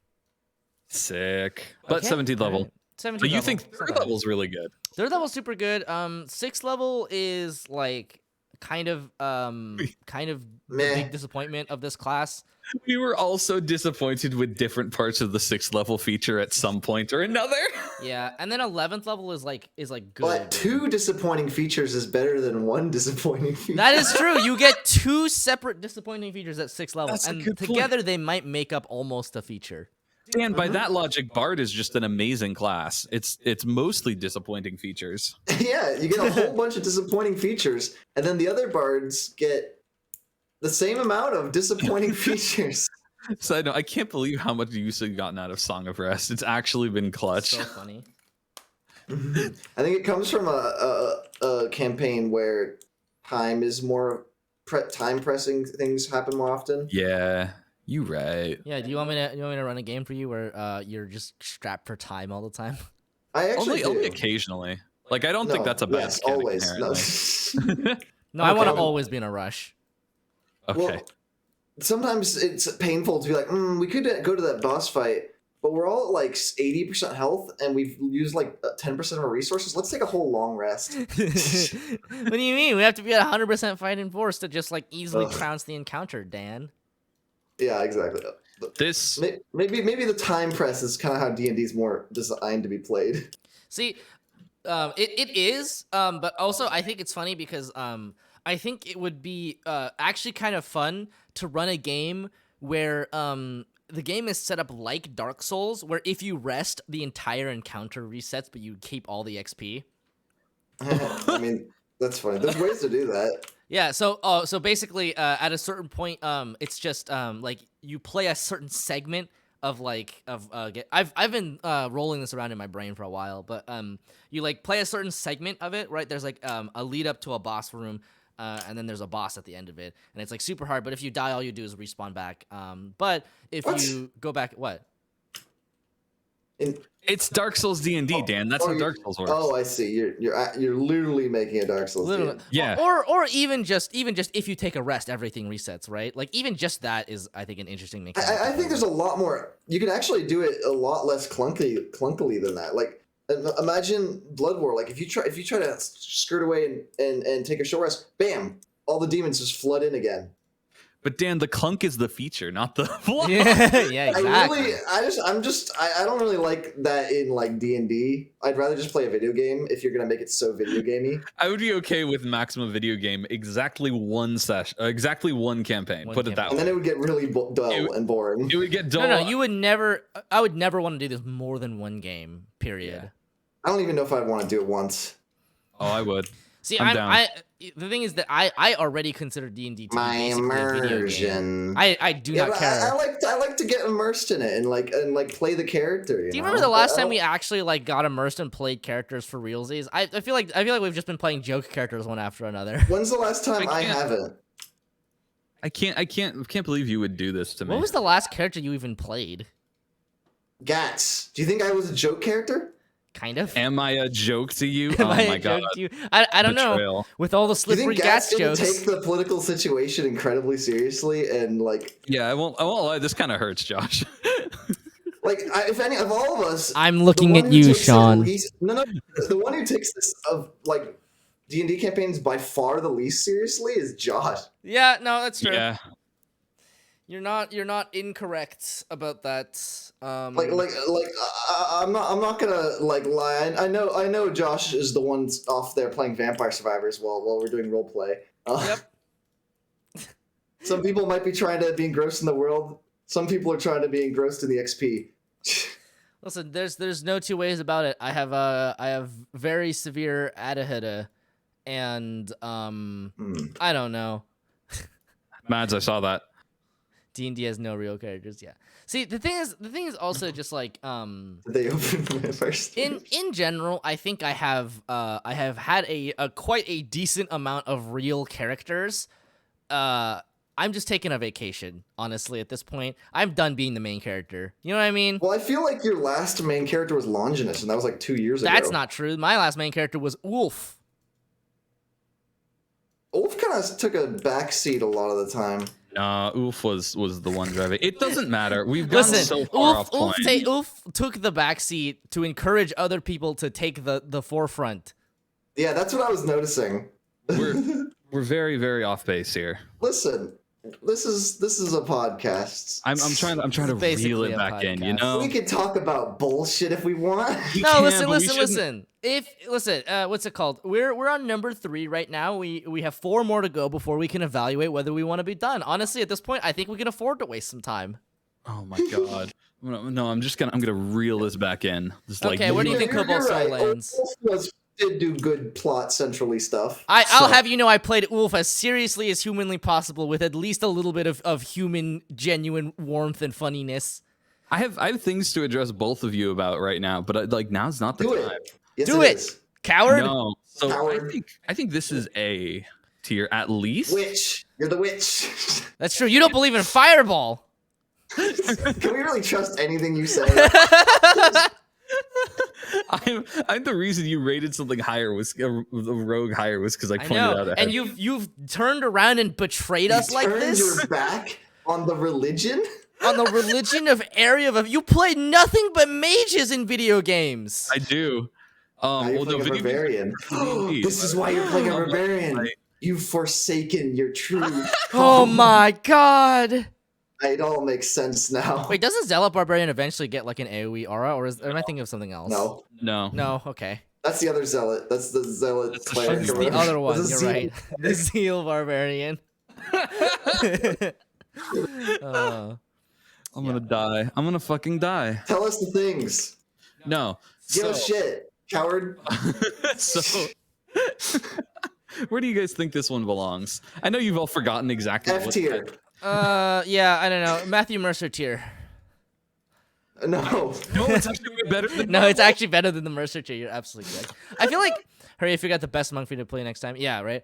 I think it is. So okay, here's the thing. Is it better than Astral Self? Here's the It thing. might be. I think it is better than Astral Self. I also think this might actually, looking at the rest of these monks, I think it might be one of the strongest ones. Weirdly. We can't Right? we can't make that decision yet though. We can't make that. I know decision. we can't, but I'm like very willing to tentatively put this in S tier. No. Okay, hear me out then, because I'm sort of with Dan. I don't quite think we know. It's got 2 shit tier. Well, no, two middling to bad, like 6 levels. And 17th level is so late. So It let me is do really late. 11th level is okay, but actually I don't. It's not like game breaking. 3rd level is really good. So I think it's A. Okay. Now, I don't know if Astral Self is A. Yeah. Is that worth? Is that a later discussion, or do you want to? No, I don't know. I could see it. I I- could easily see this being moved down to B. Honestly. Yeah, I just shove the 2 AoEs down to B and then give. Yeah. Although, is this one's 3rd level feature really that good? Can you? Okay. Can you run me past the 3rd level? Because I think Because I've think actually of already it. forgotten At, it. at the most, at 3rd level, at the very best, that's once per turn. That's once per turn Oh, right. using your reaction to get a single attack, and that's like 6.5 damage, right? Because it's a D4 plus 4 at this level. Mm-hmm. Okay, it's probably plus 3, but let's just say plus 4. Compare this to the other ones that we're putting in B tier. They get like AoEs, once to twice per whatever, which I think is better than this one's 3rd level ability. I think the ability to stun. I think the multi attacks is. You don't have is- stun yet at 3rd level anyway. That's true. That's a good point, actually. That's true, but we do have to consider like 5 to 6 as like Okay. a good level. And- right? and I think I feel I'll like look at that. to me like 6th level is like the benchmark level. But yeah, sure, and that's totally fair. But I think you could agree that those other 2 are stronger than this one from 3rd level and 4th level. I think they might honestly be stronger at 6th level too. They actually get 6th level It might features. be. Maybe know? we have to reevaluate. I don't 'Cause- know. This Because is this a 3rd tough level one. feature's good, but it's not like broken. It can be, but it's Is not it always. It might honestly Scales it and might niceness. honestly be like a little bit more niche than we're making it out to be. I And it's still clunky feel like because it happens after a turn of combat. I still feel like all of the like I think these 2, the Astral Self and Ascendant Dragon, are like good for if you need AoE and if you're just sort of considering like from a raw damage standpoint where you are at. Whereas Cobalt Soul has a little bit less of the raw damage, especially until 11th level, but has like I would say quite a lot more utility. But Okay. also that utility is only like okay. The thing is that Info. Cobalt Soul is like good, but like the information that you get from it is also like really only gonna like matter the first time you fight anything, really, right? Mm-hmm. And other than that, and And even then after still that, pretty it's like niche. it's kind of not as good. You might because just be it's able to the one predict attack. everything that Well- it would have told you. That's true. That's true. But if you get info from it, it's not like you only needed it that one time. That's probably info. Unless you get that info some other way, that's like the feature activating multiple times. Like the value of knowing its resistances once, or even knowing a vulnerability that you didn't know about, or a condition immunity, is that you now have that knowledge always without even wasting a bonus I mean, action. that's or very key true. point on it in future ones. So I think that's more of an advantage than a disadvantage. Although you could argue that if you can find those out other ways, then it definitely loses some value in future encounters. Here's the thing that needs to be addressed, right? Because this is the core of the AoE. Is that for monks? I've never been impressed by their raw damage output, and so consequently, like I don't think that's their main value. Is that we have to talk about this. Okay. Uh-huh. Do we care about raw damage value output on a monk if they have the capacity to stun, to predict vulnerabilities and stuff? Like, because that's part of why I wanted to rate those other two AoEs so low, was because their AoE is worse than other classes, and I don't think that's really what you want out of a monk most of the time. But it depends. It depends on who else is I there. It think- depends I on- mean, I think we do have to look okay. at it. I would say this though about monks specifically, which is that like while they have less damage die size, like we've talked about how damage die size isn't actually like as important as people think it is. It's like 1 or 2 damage, depending, right?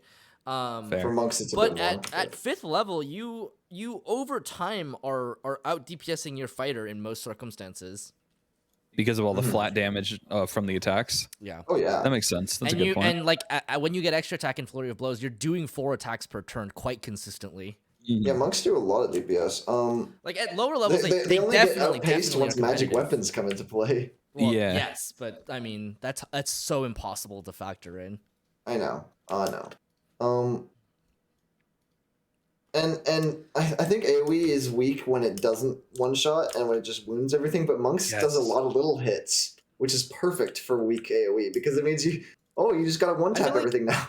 I feel like in that respect, the Ascendant Dragon AoE honestly feels a little bit better to me than the Astral Self, just because like Oh yeah, it is better. just because you can do it multiple times. Oh, per turn. I barely even count the Astral Self as The Astral Self one is a It's a little bonus for had, activating. you had to use one ability point to do this, which means you didn't get to use one ability point for your flurry of blows. So instead of 2 attacks, here's an AoE, and they're Right. about Yeah. 1 power level. And I mean, Yeah, like, you're it's right. like, I mean, it's like, you're taking essentially, again, like, okay, so at like 5th level, right? Your martial arts die is a D6. Average is 3.5 plus your ability score, which is probably 3 to 4. Let's just say 4 to be generous. Like 7.5 damage against one target. So that times 2 with your flurry of blows is like 14 damage. But if you're like replacing attacks, that's 2d6, which is about 7 damage, right? And you're spreading it out in like a 15-foot cone twice per turn. For like 2 turns at least, you can do that. I would say that's pretty good. Like, it's kind of a weird thing because like you'll take out a huge swathe of enemies with that amount right, of like damage. it's kind of a weird thing because like this is the only time when you have like really like a sustained AoE option Yeah. that like you can actually continue to use instead of like you set down like a wall of fire and then enemies die to it and then never move into it ever again, right? Yeah. You're right. So Astral Self really doesn't have AoE, but you're right that Ascendant Dragon definitely deserves some Deserves some credit there. recognition for its Yeah. AoE. I actually think because- Ascendant Dragon should be maybe rated higher actually Do you think because do you think the shuffle should like look like this then? It hurts I'm me to not- put. I haven't decided on Cobalt Soul yet. Yeah. But Cobalt Soul that might feel- also be A? Question mark. I mean, I could. I know. Actually, I do. I think I do think Cobalt Soul should be down at B with Astral Self. This. I really like. I know we don't rate them that highly, but it pains me to put that 17th level that low. That's like my only qualm right now. It's just too Okay, late. yeah, but it's just so late. It's such a strong ability, but it's so late, and it's not like obviously, yes, you can absolutely spike for massive amounts of damage, but like even at 17th level, like, do you really even need that spike? I think. Oh yeah, you definitely do sometimes. I think I'm okay with this for now, but we might have to Well, revisit. But yeah, this looks fine to me. Yeah. Maybe the 11th level puts it up in A. Which one 'Cause- for the Cobalt Soul? Yeah, Multiple because reactions is pretty Multiple good. reactions is nice, and it action like economy breaking. right. It's not just Yeah. it's not just extra attacks. It's also like, if you need to deflect missiles, you can do that. In fact, if you are set upon by 10 archers, and missiles? yeah, exactly, you can just spend all your key points throwing missiles back. Like, if you reduce the damage to 0 and you catch the missile, you can just throw it back. So that's technically an extra attack. Yeah. I would be okay putting it up in A. Okay.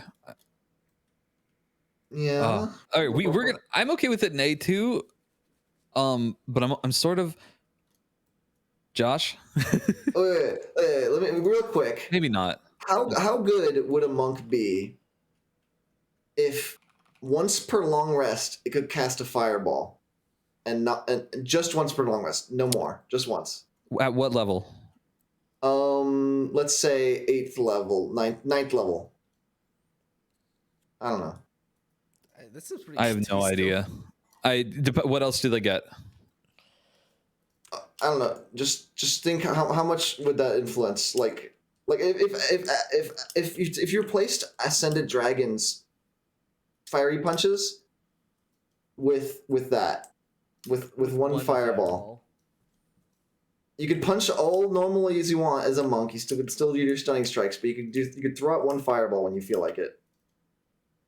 Is it wrong to say that? Well, no. Let's let Josh go first. What do you think, Josh? I feel like if the feature of a monk was one fireball, how good would that be? I feel like for a martial class, it'd be really good, right? that was why we were arguing about Elder Strike. I'm inclined to say it's actually pretty darn good. Yeah. Like, yes, I don't yes, think it's S tier though.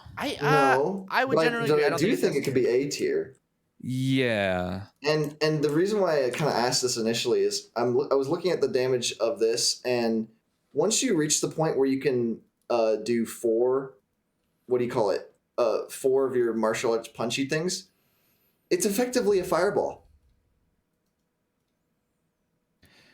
It's a 20-foot cone. Yada yada. It's about equal to a fireball, but it has more flexibility, so you don't get and a little bit less AoE. So a little bit worse in some ways, a little bit better in other ways. It's a 9th level Ascended Dragon basically has one fireball in power level. One fireball is actually. What if I told you that I kind of think one fireball long rest is a little underwhelming? The fact that you can break it up helps, but that would never put it in S tier for me. There's my hot take because they don't have. I agree. To sustain. I mean, it might do it A tier. I think I can live with A tier. You're right. It might. I mean, yeah, I think was gonna say we were never acceptable. contending about whether this was an S tier. Good. Let's agree on A tier for that. Okay. It's good enough AoE for A tier, and then the hand one is not good enough AoE to be worth. Man, you know what? Cobalt, I think the thing about Cobalt Soul to me is that like 11th level feature is like really good. I would say in general, like having more reactions is very flexible and potentially very strong, especially because you have a feature that already interacts with reactions. I think my only qualm with it is that 11th level is still really late. So the fact that 6th level you get like 2 kind of whatever features like means that you only really have the one feature, and I feel like it is a good feature, no doubt. I think it's one of the stronger 3rd level features. It's just I just feel like there isn't enough at the early levels for you, you know? Yeah, lack of 6th level Like features obviously hurts. it becomes very strong later, and it gets a really strong capstone ability, but it's really hard to factor in a capstone ability into a class. I feel like B is kind of appropriate for both Cobalt Soul and Astral Self. I think we move on and we can revisit. Dan, do you have parting thoughts? And yeah, I'm fine with it here. Okay. I think eventually it becomes A tier, but maybe it's worth staying in B tier. Yeah, you were worried you missed a bunch after an hour and a half. I think we had arguments. Oh yeah, we're never fast. You should know this by now. All right, Dan. Somehow we slowed down. Here's my hot take. If it turns out that tons of other monks have absolute shit tier level 6 abilities too, I think we can boost Cobalt Soul up. But Sure. as it stands, I'm okay with it in B. Sounds good. Okay. Even though I do kind of like it in A, but no, bad, Sean. Keep Drunken going. Master, 3rd level, you gain proficiency in a performance skill if you don't already have it. Your martial arts techniques mixes combat training with the precision of a dancer and the antics of a gesture. You gain proficiency with brewer's supplies if you don't already have it. That's pretty fun. And at 3rd level, you learn how to twist and quickly turn as part of your flurry of blows. Whenever you use flurry of blows, you gain the benefit of the disengage action, and your walking speed increases by 10 feet until the end of the current turn. That's pretty good.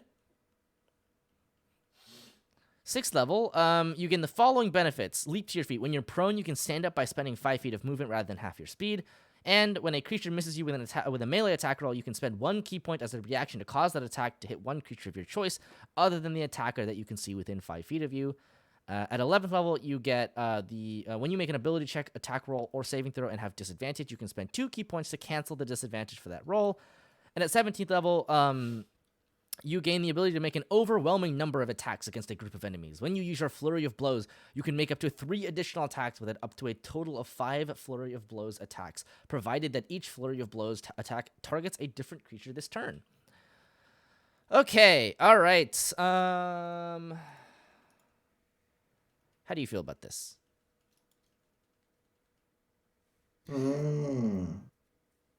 God, I'm still processing. I'm sorry. Am I crazy? But none of these are amazing. Third level's pretty good.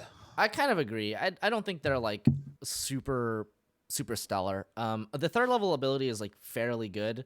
Obviously you can use Flurry of Blows and you get a free disengage and your speed increases by 10 feet. It's pretty good. I believe monks do get extra movement, I'm pretty sure, at certain levels. I'm pretty sure monks can also disengage as a bonus action whenever they feel like it, right? Yeah, but this is just for free as an attack, because normally you can spend ki points as a bonus action to disengage. You can fuck someone up and then go away for 50 feet of movement speed, probably. Until 5th level, until 6th level, so you have 10 feet of extra movement, and this gives you an extra 10 feet. So you're essentially attacking, and when you Flurry of Blows, you have an effective speed of 50 feet if you're a medium creature, 25 if you're one of the smaller ones with 5 feet less. Which is actually like decidedly enough to kind of like bait enemies, right? Most enemies have 30 feet of movement. Most humanoids have 30 feet of movement, and they're gonna need to dash, right? So if you are the only person who is like tanking, you can kind of kite enemies pretty effectively. The question is how valuable that is. With disengage for frontliners is a lot more niche than disengage for squishies. I mean, but it's still that good. Is true. I like that distinction a lot, actually. You're right. Because I was wrangling with it in my brain why we rated that one bard so highly, and Satire bard we rated so highly solely for that, and I was like, this doesn't feel as good. And I think you hit the nail on the head there. It's still good. That one also was a dash, not a 10-foot movement speed as well. Yeah, you're right. And climbing. And climbing. But yeah, you get a little bit less value out of it as a frontliner. But you do decidedly get value, which keeps this good, but not great. No. Is that a fair distinction? Yeah, and then the 6th level one has a nothing feature and a feature that is... Isn't there something here? Reaction to cause it to hit something else. Yeah, that's pretty good. Yeah. It's funny, but like looking at it mechanically, compare it to the third level feature of the other one, which is one attack from yourself. One attack from yourself on average is probably going to do a bit more damage than one attack from an enemy. And you But can stun. it'll be yeah, it's true. But this will be similar damage, so I don't think it's quite as good, but it's funnier. It is funnier, It but is yeah, I funnier. agree. The other one's better. Yeah. 11th. We're gonna find out that all the other ones are shit tier 6 level and have to bump the other one up. I'm telling you. Some monks are pretty I don't disappointing, I know. gotta say. I feel like for a long time they didn't really know how to design monks. I mean, this is one of the better 6th level features actually, because you can actually use it in combat. It's just that Yeah, it's just kind Oh. of this seems like the thing is that but- like you're really it feels like in many ways you're really playing a lot with sort of base monk features.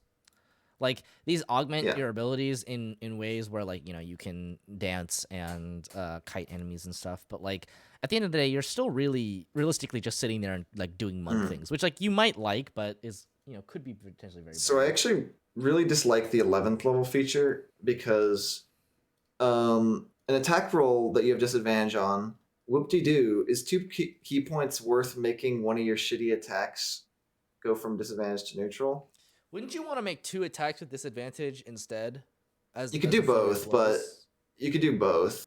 Depends And how in But many. I mean, fact- like just like in in terms fact- of like what's the most efficient use of points? Oh yeah, because you'd have to spend 8 key points to make all 4 of your attacks neutral. yeah, it'd be pretty bad. Yeah, the real It's value awful. there, the real value there is the saving throws, but canceling disadvantage on a save is pretty niche. I was about to say that's why one of the reasons why I don't like this. You almost never ever have disadvantage on a saving throw. Yeah, it's well, you rarely make saves, and then you're right. The conditions that impose disadvantage on those saves are actually quite slim. So you're It's like super slim. And then disadvantage on an ability check. When does that happen? it happens, but it's normally not. It's not something that it's even more niche. Put it that way. But I'm trying to think of a case. Can you Oh, there's a name lot one? of DMs. There's a lot of DMs I think that will be like, you have disadvantage on this because of such and such condition. Like you Oh, yeah? disadvantage on the history check because you don't actually know the history that well, Right. something like that. There's a few, right? I guess, or disadvantage on this hide action because you're flopping around in the open bright sunlight like a fish. Yeah, or the thing that you're hiding behind is flimsy. And, Is- yeah, You're I don't hiding know. behind a sweet roll. yeah, and it looks so delicious. They're just gonna look at it no matter what. Well, Of well course. said, Dan. So, I like your twist.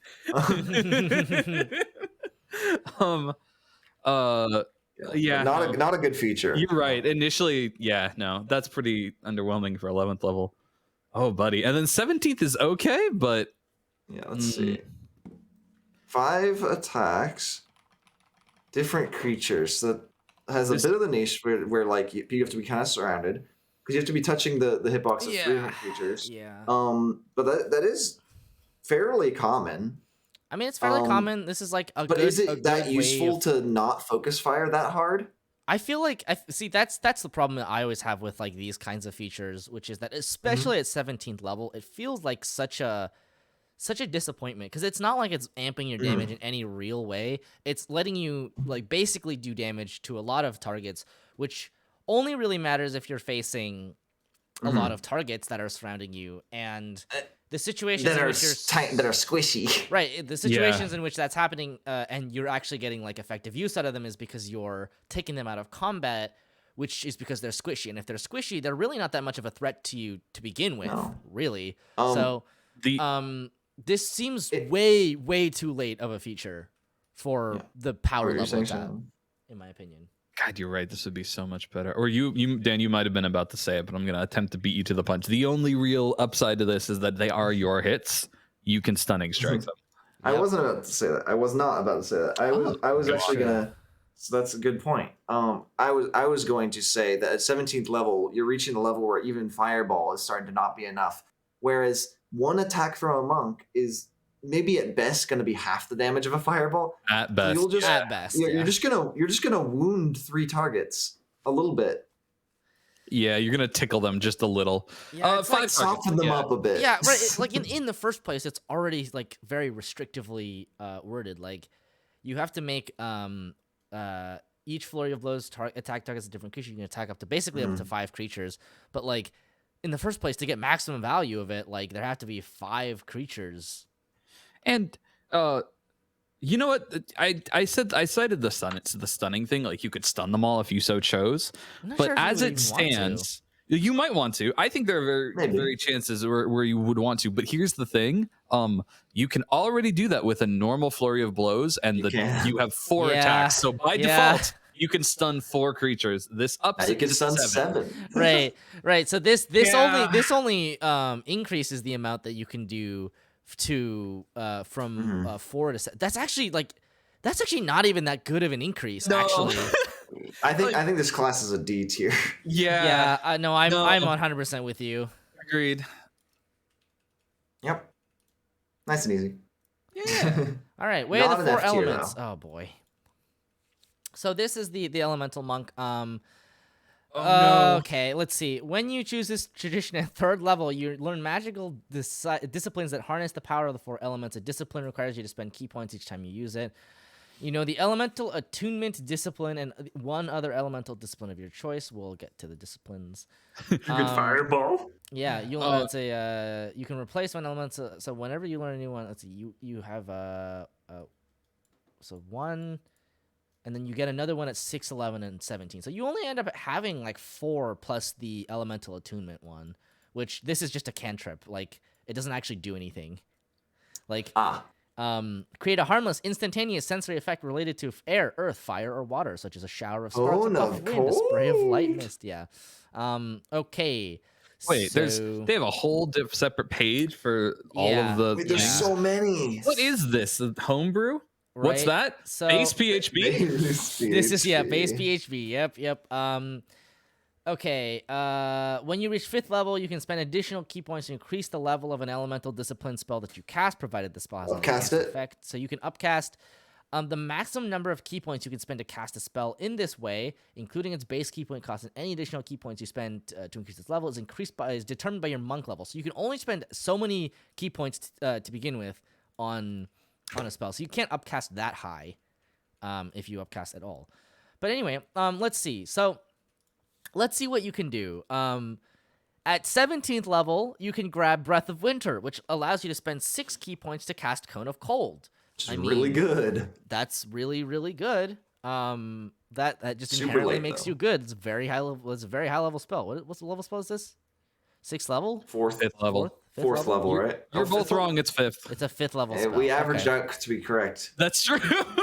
So this is like at the very end of what a half caster could cast, which inherently makes you more effective than an Eldritch Knight. At 17th level, though. At 17th level, yes. But that is good. That is really good. a good point. At 6th level, you can spend 3 key points to cast Hold Person, which This class is S tier.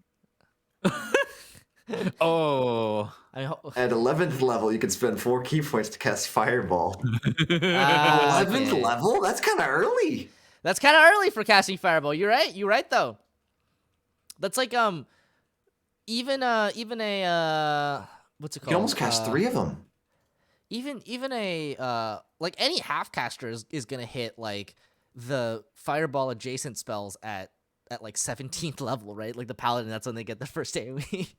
Yeah, and like paladins get 3rd level spell slots, the fireball slot at 9th level. But they don't get Fireball. They don't get fireball, so it's 2 more levels, and We then get a 10. Dan, Yeah. All right, 17th I level, wanna- you can cast 5 key points to cast Stone Skin on yourself. S tier class, S tier class, S tier that's class. actually trash, but we'll get into it On a later. monk. Yeah. Yeah, Super because you know what they trash. get at 18th level. At 18th level, Yeah, you spend 4 key greater. points for more benefits. Yes.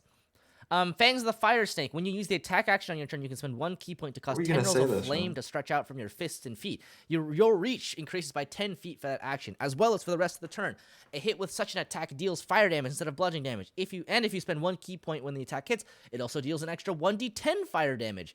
I'm gonna have to ask Dan to do the math for me. Is that good?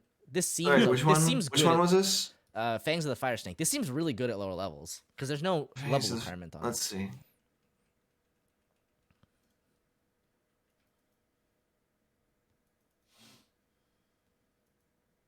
Wait, you have to spend 2 key points to make this happen? Yes. And if you spend 1 key point when the attack hits. So for 2 attacks, you get to modify 2 attacks to be longer for 1 key point. And then if both of them hits, you have to spend 2 more key points. You have to spend 3 key points to do an additional 11 damage. No, that's not very good. Oh no, I guess you're right. Yeah, you're right. One. So You're there's right. two. That's best case scenario. Should we go through all the rest of the spells? I had things to say, but I can hold off. Is this Say the okay at things higher levels first. though? Because it's basically free damage with how many key points you have. I guess even then it's not that good. No, you just use those as stunning strikes. Yeah, you're Stunning right. strikes, Just stunning strike. fireballs, fucking. You can So spend 2 This key is points. not the class where you have so many key points to spend, Josh. This Oh is the yeah, I class guess where that's you true. run You're out. basically Yeah. casting spells. Okay, you can spend 2 key points to cast Thunder Wave. That is not a level requirement one, so you can do that at any level, I guess. Yeah, Third at level. third level, that's At third level, you can pretty cast good. Thunder Wave. good. It's pretty good. It's all right. Let's see. You Fist of Unbroken Air. I kind of like these ones better. The ones where they have actual effects that aren't just like you can cast a spell, but you know they're not as strong. You would. they're all worse. Yeah. Yeah. As an action, you spend 2 key points and choose a creature within 30 feet of you. That creature must make a Strength saving throw. On a failed save, the creature takes 3d10 bludgeoning damage, plus an extra 1d10 bludgeoning damage for each additional key point you spend. You can push the creature up to 20 feet away from you and knock it prone. On a successful save, Wait, you the can creature spend takes like half as much 20 key damage and points? push it or knock it prone. No, you can only spend up to 6 at 17th level. Oh, I see. I remember Yeah. that chart. Yeah. There's caps. There Bastards. are caps. It's just sad. That's single target. 10 as an action for 2 key points. Never take this. Yeah. Wait, but this- 20-foot push. 20-foot push is pretty potent. The push is the only thing it has going for it. Yeah, The agreed. damage, you might as well be doing your normal melee attacks because this Yeah, uses your no, action. 100%. Oh 100%. yeah. Even at third level, like when you're just like, or even at like first level when you're just like, flurry of blows, and that's 3 attacks you're making. That's a lot of damage. Yeah, this is Okay. this is So- twice as expensive for the same damage, but you get a push. So this is the time that I actually want to pause for a second because there's 2 things that are worth noting, right? Is that Fireball one is that I will acknowledge that Fireball is good. I'm not a full heretic yet. 2, Dan, at the level you get it, you can do it twice, but you get them back on a short rest. Oh! Ooh. Whoa! You're right. So short rest Fireball, very good, right? And the next So I- level, Oh my god! Wait! You literally just become Fireball Monk. Like yeah, so wow, yeah, go ahead. So that was point 2. So I think we're in agreement that like 11th level on, Mhm. this monk is really good. Wait, you Really can just good. spam Fireball. Honestly, this is a class. This is a monk where you don't use flurry of blows.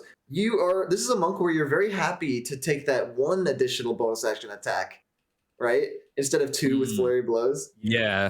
Because flurry of blows is just spend 1 key point for 1 additional melee attack. This is the class where no, I'm gonna save those key points for more For fireballs. Fireball? Absolutely. That's So- so much more value. So herein lies the thing is that Uh-huh. we're in agreement that 11th level this monk is really good, but Uh-huh. but so far everything before 11th level has been seemingly trashed here. Okay, wait. Okay, sixth But- level. Sixth level. But there's literally half of these left. So well that's why I wanted to address this quickly. Keep that in the back of your mind, right? Which is that everything 11th level onward, this monk is amazing, but keep in your mind it needs something going for it at low levels. That's what I wanted True. to say Okay. outright as we go. At 6th But- level, you but- can spend 3 key yeah. points to cast Shatter, which is actually that pretty worth good it? at 6th level. It's pretty good. It's a little underwhelming, but it's you're a little like late on the leveling curve in terms of 3d8. That's 13.5 damage. Oh. You're still at the level where Shatter's pretty darn good. Well, I was gonna say, the you're- thing is, do it. you can you're a only little behind the feasibly level cast curve this of a twice. full caster, but like for any other class, like even some of the half cast, like this is pretty good. Yeah, and like a paladin would fucking love to have Shatter. And like we mentioned that with the Ascendant Dragon, right? The Mhm. AoE that you're doing there is like eventually going to reach a Fireball. This you can do twice and is going to be 68 damage total over 2 turns. Like in an AoE, I feel like That's true. That's already at Fireball level. Really Mhm. good, you know. That part means of- at 6th level, this monk can cast 1 fireball over 2 actions. But part of but over 2 turns, where it's like part of the value we gave Ascendant or the Dragon one was it replaces attacks. Like you can do multiple at a time. It doesn't actually use your key points as resources. You can still stun. This is you're gonna lose out on that. So I don't quite. I actually would probably This does rate have that to one dump better. all its key points. Yeah, and because Stunning Strike exists, key points do have value outside of these spells. Still, This is definitely not. This monk is definitely but not the monk that prefers to get up there and Stunning Strike, but that's definitely still so good. well, at early levels, yeah. So, Yeah. but we're not done. There's still more spells. Okay, at 11th level, you can take Mist Stance, They're which not is gonna 4 key matter. points to cast Gaseous Form. 11th level, you can spend 4 key points to cast Fly on yourself. At 17th level, you can spend 5 key points to cast Wall of Fire. You can spend 2 key points at any level to cast Gust of Wind. As an action, you can spend 1 key point to choose an area of ice or water no larger than 30 feet on a side within 120 feet of you. You can change water to ice within the area and vice versa, and you can reshape ice in the area in any manner you choose. You can raise or lower the ice's elevation, create or fill a trench. Those tomatoes are huge! What the fuck? Oh my god! Gwen, I'm gonna run in real quick and get some tomatoes. hold on. Oh my god! What the fuck? I've seen apples smaller than this. Where did you get these? I've seen oranges smaller than this. What the fuck? How can you gotta show us a photo. Sorry, I'm gonna take a photo right now. I have no idea how you're gonna capture because size. get a quarter for scale. Can for scale. Oh, yeah, a can for scale. Can for scale is a good one, especially because we're cheating a bit because that's a small can. Have the Red Bull. Do you want the Red Bull can? Do people know? No, this? do a normal can. Do a normal can. Yeah, this is a standard can.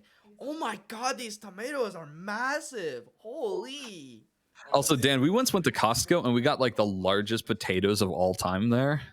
I don't know why Costco had just the thickest tomatoes. Someone was like, I just need to grab like 2 things. Wow, Costco is nuts sometimes. Yeah, but this was Safeway. And then I stayed in the car and ate Really? these. Oh my Isn't that God. wild? Hold on, That's really weird. I'm gonna tweet this and then Hang on, I'm gonna tweet this. I'm gonna tweet this and then link the tweet in chat. Let's see, Chungus ist From tomato. experience, it's really hard to capture size on photos. So you're just gonna, if it doesn't look big, you're gonna have to take our word that they're large tomatoes. It's Oh the same my. size as a LaCroix can. Oh my god, these things are massive. Okay. Holy shit! Do you see these, Dan? Wait. It got where? linked in I Twitch got chat. linked in Twitch chat.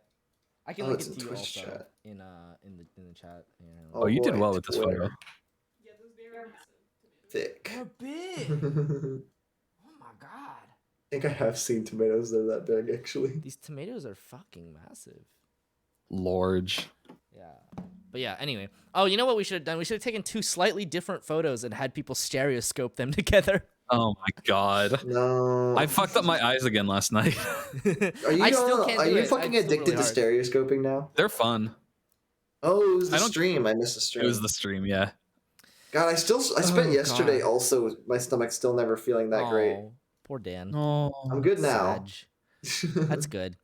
Okay, Hold on. Evan says that's obscene. Yeah, those obscene. are pretty obscenely They're large pretty large tomatoes. Blame Steven. all right, Steven's being blamed. All right, so you can spend 2 key points to cast Burning Hands. Well, we know how Sean feels about Burning Hands. I think I've made. I think Thunderwave is directly better. Yeah, and I don't even think true. Thunderwave is that good, but it's definitely better than Burning Hands. Agreed. Let's see. Water Whip. You can spend 2 key points as an action to create a whip of water that shoves and pulls a creature unbalanced. A creature you can see within within 30 feet of you must make a dexterity saving throw. On a failed save, creature takes 3d10 bludgeoning damage plus an extra 1d10 for each additional key point you spend, and you either knock it prone or pull it up to 25 feet closer to you. On a successful save, the creature takes half as much damage, and you don't pull it or knock it prone. And then at 17th level, you can also cast 6 points to cast Wall of Stone. Okay. So, so this monk doesn't get other features than this, do they? I don't. Literally 0. Yeah, you're just a Yeah. skill If you monk. look at the page, like where it's There's on, nothing. it's just it just ends. Yep. Oh no. That's it. Wow. My question earlier of a monk that's just Yeah. It was I a can't theory believe- now. It was theory then, but now it's practical. So, well, you'll remember that I asked specifically. I was like, Mhm. "What else does it get besides that?" And Mm. almost nothing. Shatter's okay almost at nothing. 6. Shatter's okay at Shatter's 6. a holdover. Yeah. Hold person and shatter are a holdover. Those are okay, I think. Okay, okay. I mean, Can you choose keeping both? keeping Can in you mind choose both? also, keeping in mind also that we are ranking the monks against each other. Yes. But if you were to play this as a normal monk, I think you wouldn't be that disappointed. You could still stunning strike everything until 11. Yeah, fair. At least you have other things to do. All right, so then here's my proposal. Mm. Rate this monk at level 10 right now. From 1 to 10. Where on the chart does it go? A level 10. Well, let me compare it to Ascendant Dragon, right? At level 10, the Ascendant Dragon would run up and use a flurry of blows and do, let's say if he's trying to just do a whole bunch of fucking damage. He only has 3 Breaths of the Dragon at 10th Uh-huh. level, right? No, 4, right? Proficiency Uh, bonus. yeah, it's proficiency bonus. So if he could theoretically use all 4 in his first turn. Yeah. No. Oh, Can- no, when only you take 2 the at a attack time. action on your Yeah, turn. attack action, So you could do 2 in your first turn, and then 2 in your second. and your martial arts die is a D8 at 10th level. I believe so. So you will run up and replace both your first attacks with 9 damage and then 9 damage.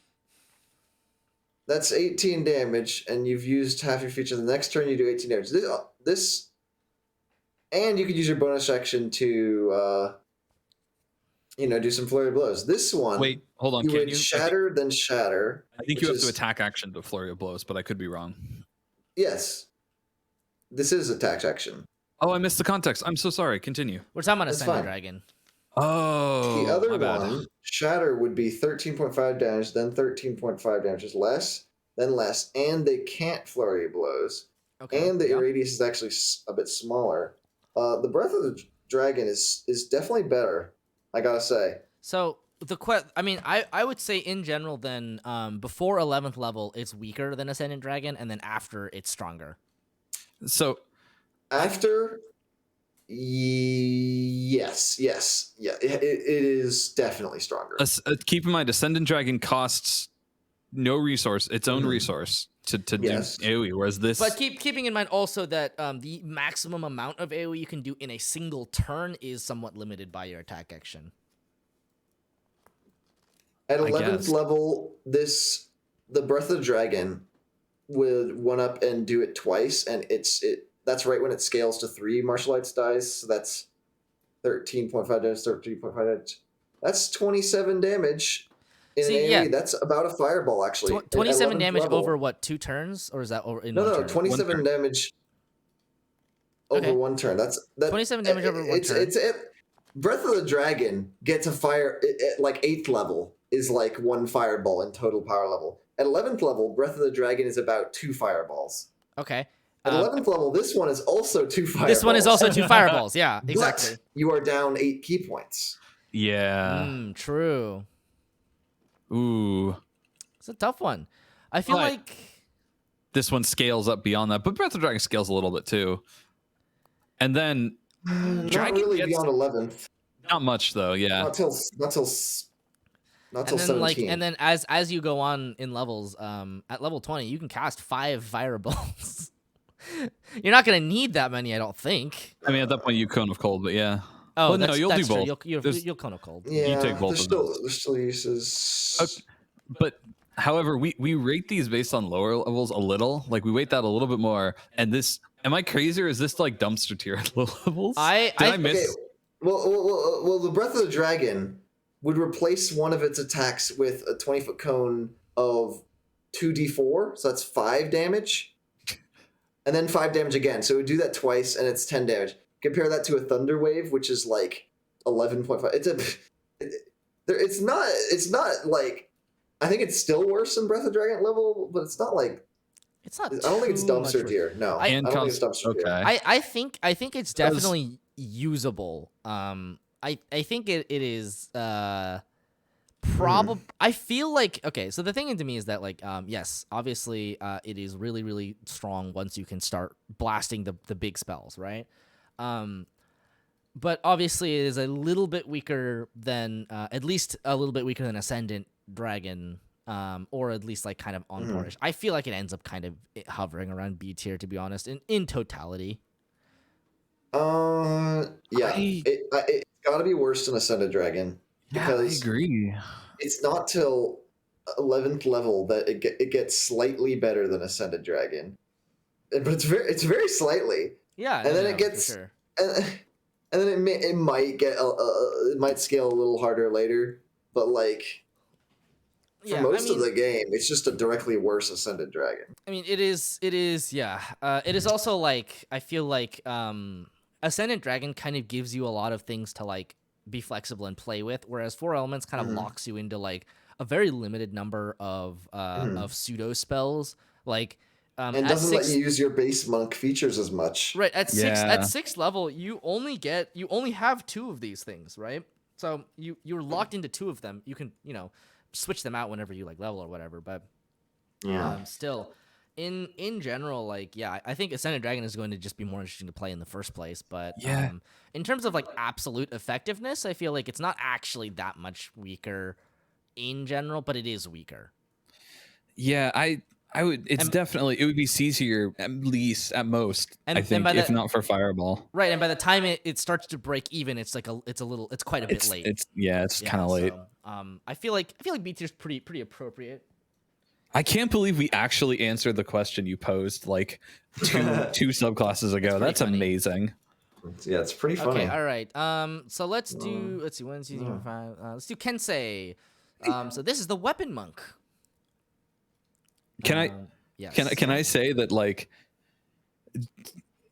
it's still throwing me off the fact that even though we do rate these fairly highly, relatively middling to high based on the AoE, I don't think I would ever play any of these monks because if I'm playing a monk, I do not want to be AoE. I think Yeah, it- well, yeah, you, I think that's you are gen- I- completely right. I Monk might- has a lot of really good options that aren't AoE. I might honestly play Ascendant Dragon. I think it's pretty cool, but that's like mainly for the flavor. I wouldn't do it. Yeah, because it's too good mechanically flavor. interesting to me. That's fair. Yeah. Be That's a good- prepared to AoE a group of mobs and then AoE them again. And then you might have to AoE them a third or fourth time. Or alternatively, the wizard AoEs them first and just kills them all, and like you right, like what the fuck? That was their job. You got to let them do it. You may as well be doing something else. What Stunning is wizard? bad. Yeah. Well, that's the thing. It depends on party comp, and that's a whole other ordeal. and- Yeah, impossible to factor. Yada yada yada. Weapon- So let's wave see. Kensei. Weapon monk compared to others, does this guy use guns? Most monks end up using their fists. But also, it's funny that you say that because Brendan played an astral projection monk or whatever, an astral self monk that did use guns, but not as guns, but as melee weapons. I forgot about that. That was really funny. Yeah. Just because we picked up an infinite amount of guns. Anyway, at third So level, you played this one and found out how useful extra dice were. yeah. So this is at third level, your special martial arts training leads you to master the use of certain weapons. This path also includes instructions on the death strokes of calligraphy or painting. You gain the following benefits. Kensei weapons. Choose 2 types of weapons to be your Kensei weapons, 1 melee weapon and 1 ranged weapon. Each of these weapons can be any simple or martial weapon that lacks the heavy and special properties. The longbow is also a valid choice. You gain proficiency with these weapons if you don't already have it. Weapons of the chosen type are monk weapons from you. Many of this tradition's features only work with your Kensei weapons. When you reach 6th, 11th, and 17th level in this class, you can choose another type of weapon, either melee or ranged, to be a Kensei weapon for you, following the criteria above. Agile parry. If you make an unarmed strike as part of the attack action on your turn and you are holding a Kensei weapon, you can use it to defend yourself if it is a melee weapon. You gain a +2 bonus to AC until the start of your next turn when the weapon is in your hand and you aren't incapacitated. Kensei shot. You can use a bonus action on your turn to make your ranged attacks with a Kensei weapon more deadly. When you do so, any target you hit with a ranged attack using a Kensei weapon takes an additional 1d4 damage of the weapon's type. You retain this benefit until the end of the current turn. Way of the Brush. You gain proficiency with your choice of calligrapher supplies or painter supplies. At 6th level, you extend your ki into your Kensei weapons, granting you the following benefits. Your attacks with your Kensei weapons count as magical for the purpose of overcoming resistance and immunity to non-magical attacks and damage. When you hit a target with a Kensei weapon, you can spend 1 key point to cause the weapon to deal extra damage to the target equal to your martial arts die. You can use this feature only once on each of your turns. At 11th level, you can the ability to augment your weapons further with your ki. As a bonus action, you can expend up to 3 key points to grant 1 Kensei weapon you touch bonus to attack and damage rolls when you attack with it. The bonus equals the number of key points you spend. This bonus lasts for 1 minute or until you use this feature again. This feature has no effect on a magic weapon that already has a bonus to attack and damage rolls. Yeah, I hate this. I hate this one. That's such a fucking ass 11th level feature. That's necessary though, because you never know. I hate no, this it's feature. not necessary. I hate it says this feature has no effect. I hate this feature, but if you are playing in a game where your DM hates you, this can be useful. Sort of. That. I mean, what else are you this using? What else are you using your key points for? Because like the only thing you're really using them for is stunning strike and flurry of blows, which I guess like any monk can do. You get a lot less stunning strikes with this subclass than a base monk because you get tricked into using a weapon. F tier. At 17th level, your mastery of weapons grants you extraordinary accuracy. If you miss with an attack roll using a monk weapon or on your turn, you can reroll it. You can use this feature only once on each of your turns. Okay, let's talk about it. Good. So this monk is what I would classify as statistically pretty decent, statistically good even, but pretty boring as sin to play. Is it statistically good? Well, okay, so like we have acknowledged that the weapon die doesn't matter that much, but at the lower levels, right up until level like 11, when your monk unarmed strike reaches a D10 or a D8 rather, it is better to use something like a longsword. You get Kensei shot, which is essentially just making up for the fact that if you are using a ranged weapon, you're not going to be like flurry of blowsing as much. It's not as good as flurry of blows, but it doesn't require resources and you can attack from range. So if you are out of range, it's useful then. Agile parry is basically just +2 AC always. If you want to give up 1 or 2 damage a turn, always worth it. IMO. Yeah. And then you can it buffs your non-flurry of blows turns, which are the turns you mean that you're like conserving resources. So it buffs you when you're being conservative, not when you actually need to do damage. And it buffs you very slightly, and only if the enemy is at ranged and you for some reason there's no enemies within melee range of you. This would be a really weird way to end your turn. It's I don't almost a nothing feature. Agile parry I think is good, isn't it? Oh, that one. I mean, yeah, but we're kind of acknowledging that that's good. Okay. I follow. You were talking about specifically Kensei's shot. The DPS of Kensei weapons and Kensei shot, in my opinion, is almost a 0 feature. It's almost a nothing feature. I think you're not going to be using this over any melee options if you have the option to, right? It's like a miracle if this comes up. This is absolutely if the only thing you can do on your turn is shoot like at a dragon that's 300 feet above you. I guess so. And then from 3rd level and 4th level, I believe your Kensei weapons, you're gonna add to your overall damage per turn 2 damage. At 5th level beyond, you are adding to your overall damage per turn 2 damage. It only goes down from there. 2 damage on 4 attacks, but yeah. No. I'm saying your whole turn, I believe. Oh no. No, yeah, because flurry of blows I think has to be on. Is always has to be melee weapons. Punch, you're right. And from 3rd and 4th level, you get 2 extra damage on 1 attack. On 5th level and beyond, you get 1 extra damage on 2 attacks. And from beyond that, your martial attacks catch up, and it's 0 extra damage on doesn't matter how many attacks. Well, no, but then you have a +3 weapon. That's the same on a base monk, I think. No, you do not. Well, base monk can still use like monk weapons that can be magical. Yeah, but how many +3 weapons do you get at 11? Yeah, I mean we're level 12. And I have a +1 weapon. Is that really worth using that many key points on? Oh, it's totally worth it. I think. Let's see. How long Okay, does this so let's say- last? Plus Last two let's to say at 11th Last for level, 1 let's minute? say somehow you only have a +1 weapon, right? That's reasonable. Yep. You're spending 3 key points to add 2 accuracy and 2 damage to your weapon to a different weapon for 1 turn. Mhm. Yep. For not one for 1 minute. Yep. Yeah, that'll add 11. up. Yeah, you have 11 things. It's almost always worth it. I don't Except know. for only if you're flurry of blows and everything, only half your attacks are even being applied to this. So if you hit every attack, it actually didn't matter. You're gaining 4 damage a turn. That's like a little under a d8, but you are getting a little bit of accuracy on 2 of those attacks. Yeah, the accuracy So- is the big part. So Although even rating that if you apart. double it's still like 8 damage. That's like 2d6 once per turn. Remember how that other feature was like 1d10 once per turn? We're like, that's all right. This is about on par with that. This entire feature. I don't recall saying 1d10 once per turn was good.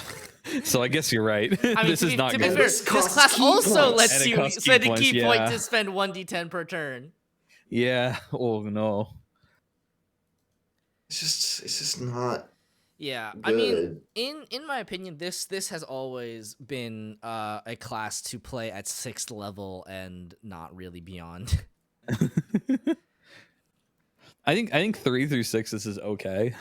3 through 6, I think, is decidedly okay. I think that +2 AC matters a lot at those levels. I think At it's like 6th level, you need to have, because you get your key points back in a short rest. It's all right. If it was long rests, it would be like, why would you ever bother using Death Strike? You're just gonna run out too quickly. But you could feasibly use all. I most- Yeah. I mostly just care about the 2 AC. I mean, yeah, that Oh, tracks. I was talking about the 6th level Death Strike. Yeah, fair. Yeah, I mean, But the Death 2 AC Strike, it's like 2d6 per turn extra damage. Oh, yeah. Yeah, and a then monk you a monk add that just to, always has 2 AC. That's all right. and then you add that to. I think honestly, like sixth level is probably like that's your last real power spike. Like you said, 11th level, Yes. it isn't actually that good. 17th level is pretty. So 17th level is decent. 1 miss into wait, do you re-roll it or do you just become a hit? You can re-roll it. But it's also like, and it doesn't use the resource or anything, but it's still just like it's such a boring 17th level feature. No wonder I didn't want to Yeah. play this class to completion. I see why. yeah, no, that's fair. I mean, I will say this. It is sort of. I did enjoy it at lower levels. Before I kind of just got bored. I think you're at your peak at level 3, yeah.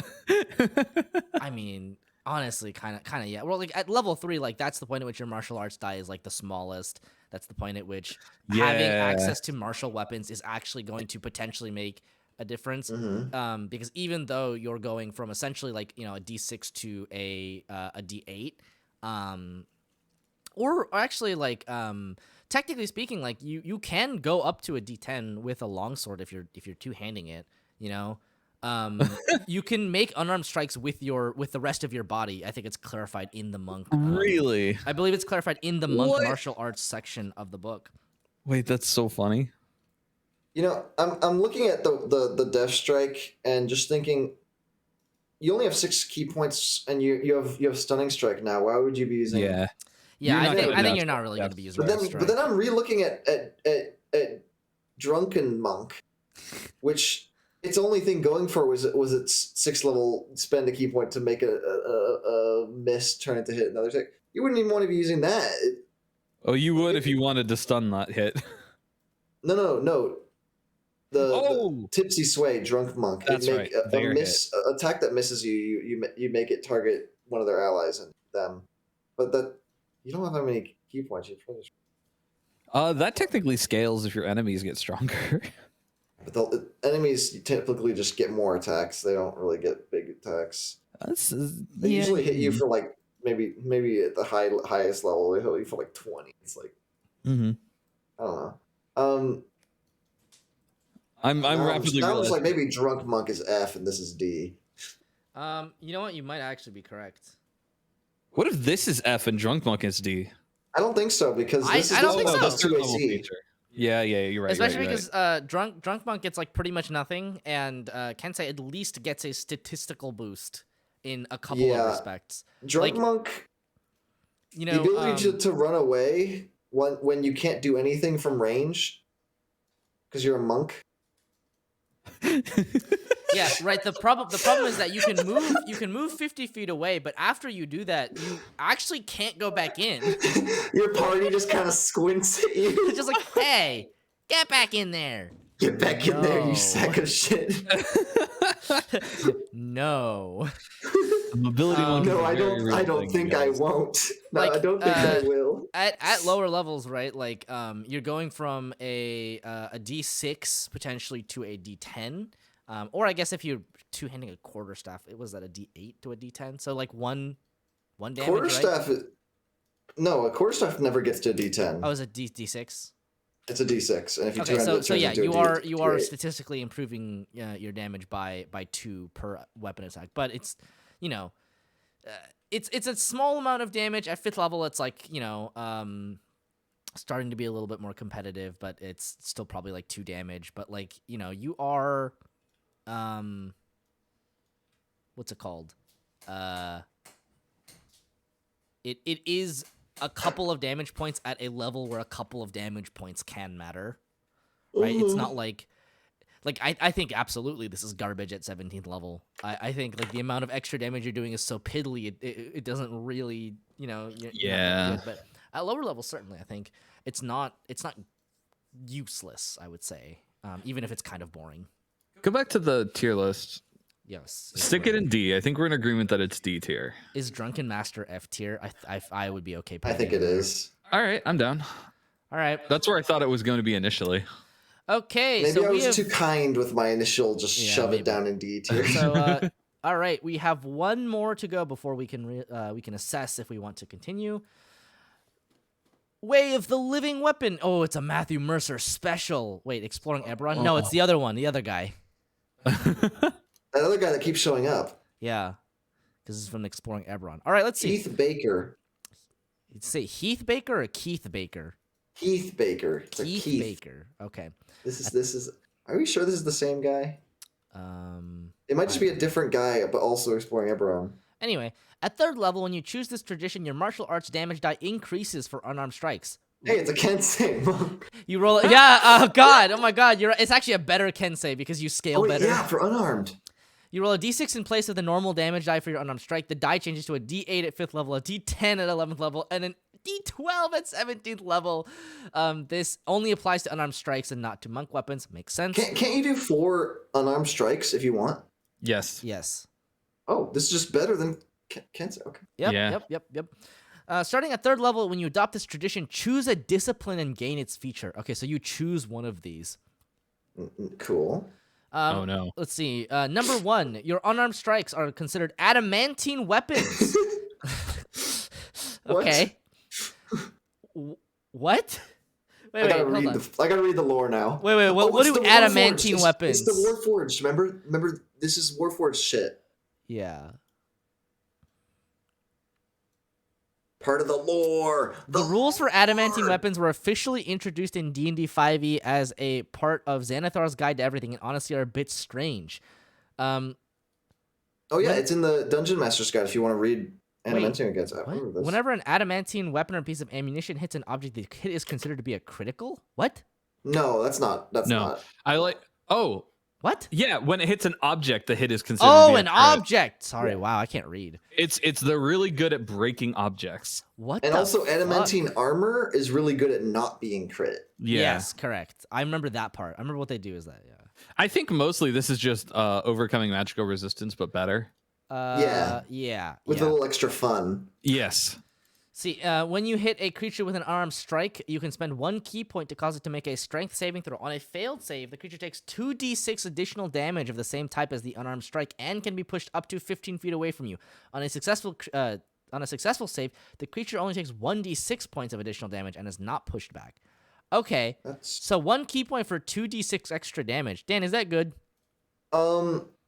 it's actually similar to what we've seen before, which was not good. But this one actually works in a way that's a lot nicer than the last push one we saw because you could theoretically push someone 4 times 60 feet. You're right. Oh, that's awesome. Okay, Nightmare So Shroud. I think it's worth it, but just because of that. When you hit a creature with an unarmed attack, you can spend 1 key point to assail it with fear, causing it to make a Wisdom saving throw. On a failed save, it takes 1d6 points of psychic damage and becomes frightened of you until the end of your next turn. If a creature succeeds on this save, they are immune to the fear effect of this ability for 24 hours. Remember that you only get one of these. Yeah, you can only Yes. choose one of them, and that's your choice. Choose wisely. I probably wouldn't choose Nightmare Shroud. Traveler's Blade. Your reach extends by 5 feet. Additionally, at the start of each of your turns, you can expend up to 4 key points to extend your reach further. For each key point you spend, your reach extends by an additional 5 feet until the end of your turn. Long. I don't think this is good, but I think it's extremely funny. It is funny. And then I do wish you could choose these at the start of combat or something. but yeah. You always choose Traveler's Blade. Come on. Like, I like how it's called Blade, but you're going to be using your fist. So what exactly? Oh, that's travel. The blade travels. To the Okay. enemy, I Once per think. turn, where touched. Once per turn, when you hit a creature with an unarmed attack, you can spend 1 key point to rend your target and inflict deep bleeding wounds at the start of each of the creature's turns for the next minute. It takes 1d4 points of slashing damage from this effect. The effect ends early if the creature has 1 or more hit points restored. If any creature uses its action to expend 1 use of a healer's kit or makes a successful wisdom medicine check with a DC equal to your key save DC. And when you reach 6th level, this slashing damage counts as magical.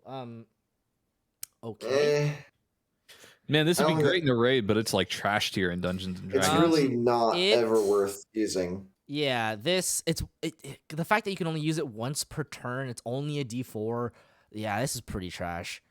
I think you Yeah. think you would have to take Forged Heart. Yeah. Nightmare Shroud's did you actually say pretty Traveler's good for the fact. Yes, Nightmare Shroud is pretty good for the fact that frightened creatures now you have advantage on them. I believe. True. I mean that is true. So you use it. But I would generally say I think I would okay. I know that I'm I not would choose exactly. Forged Heart because you'd be Vi and just knocking people back with your big iron fists. God damn it! I was gonna say that. Well, I wasn't Too gonna say bad, the I did Vi it thing, first. but I was gonna say I would take Forged Heart and do nothing but punch objects. Ah. Fair. That would be very I fun. would you would go break pa- down. so- I so would you're never. saying I would never you'd go open a pound door sand. again. You would literally pound sand, but the sand would fucking get it. By the way, Frightened doesn't give you advantage. It gives them Oh, disadvantage. gives them disadvantage. Oh, Okay. well, less Yeah. good than I thought. Still Uh, good, but not very interesting. Yeah, and they're immune to it for the next 24 hours. That's pretty rough. Mhm. Okay. Hmm. Anyway, you have the power to. So at 3rd level, you also have the power to alter your natural weapons, growing claws or reinforcing your fists.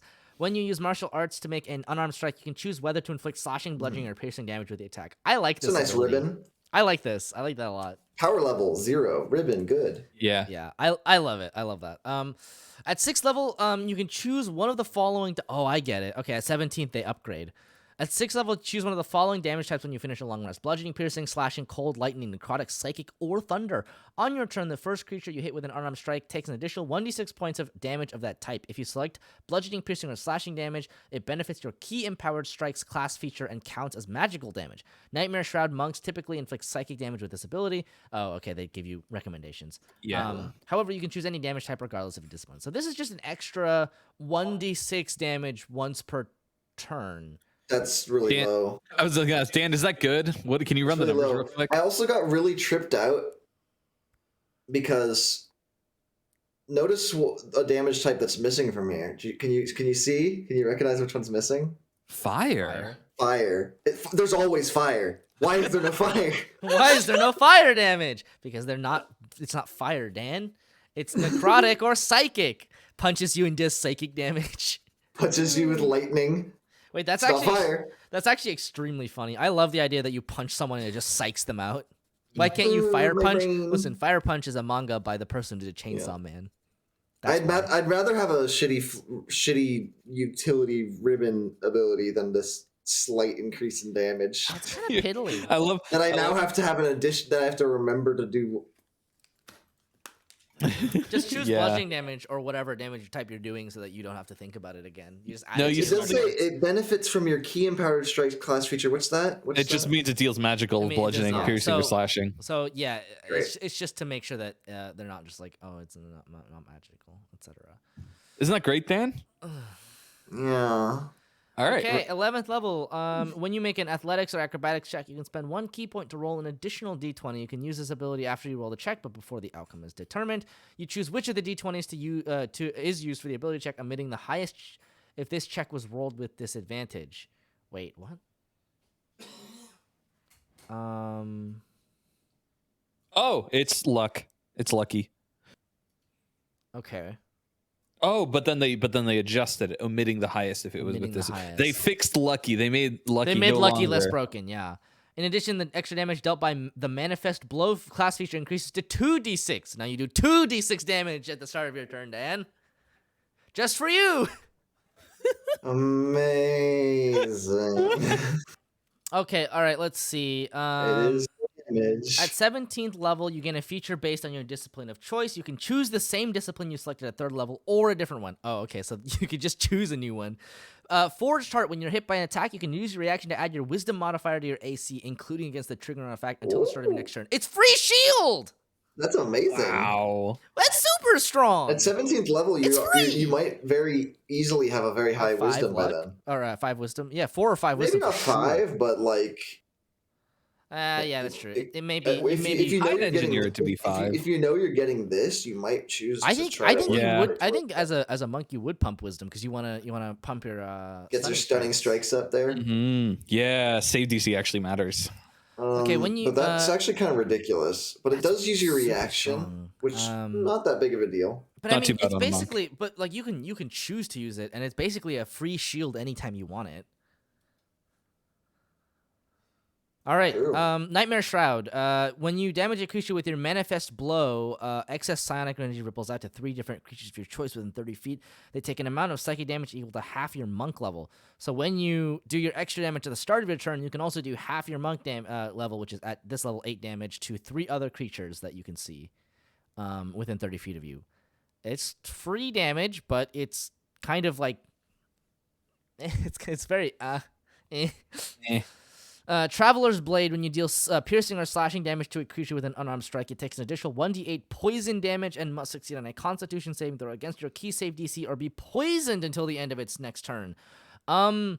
Wait, okay, hang on. You can just do this. You can just, like, muda someone until they get poisoned. Yeah. Wait, which one is this? Sorry, Traveler's Blade? I'm very hungry. Oh.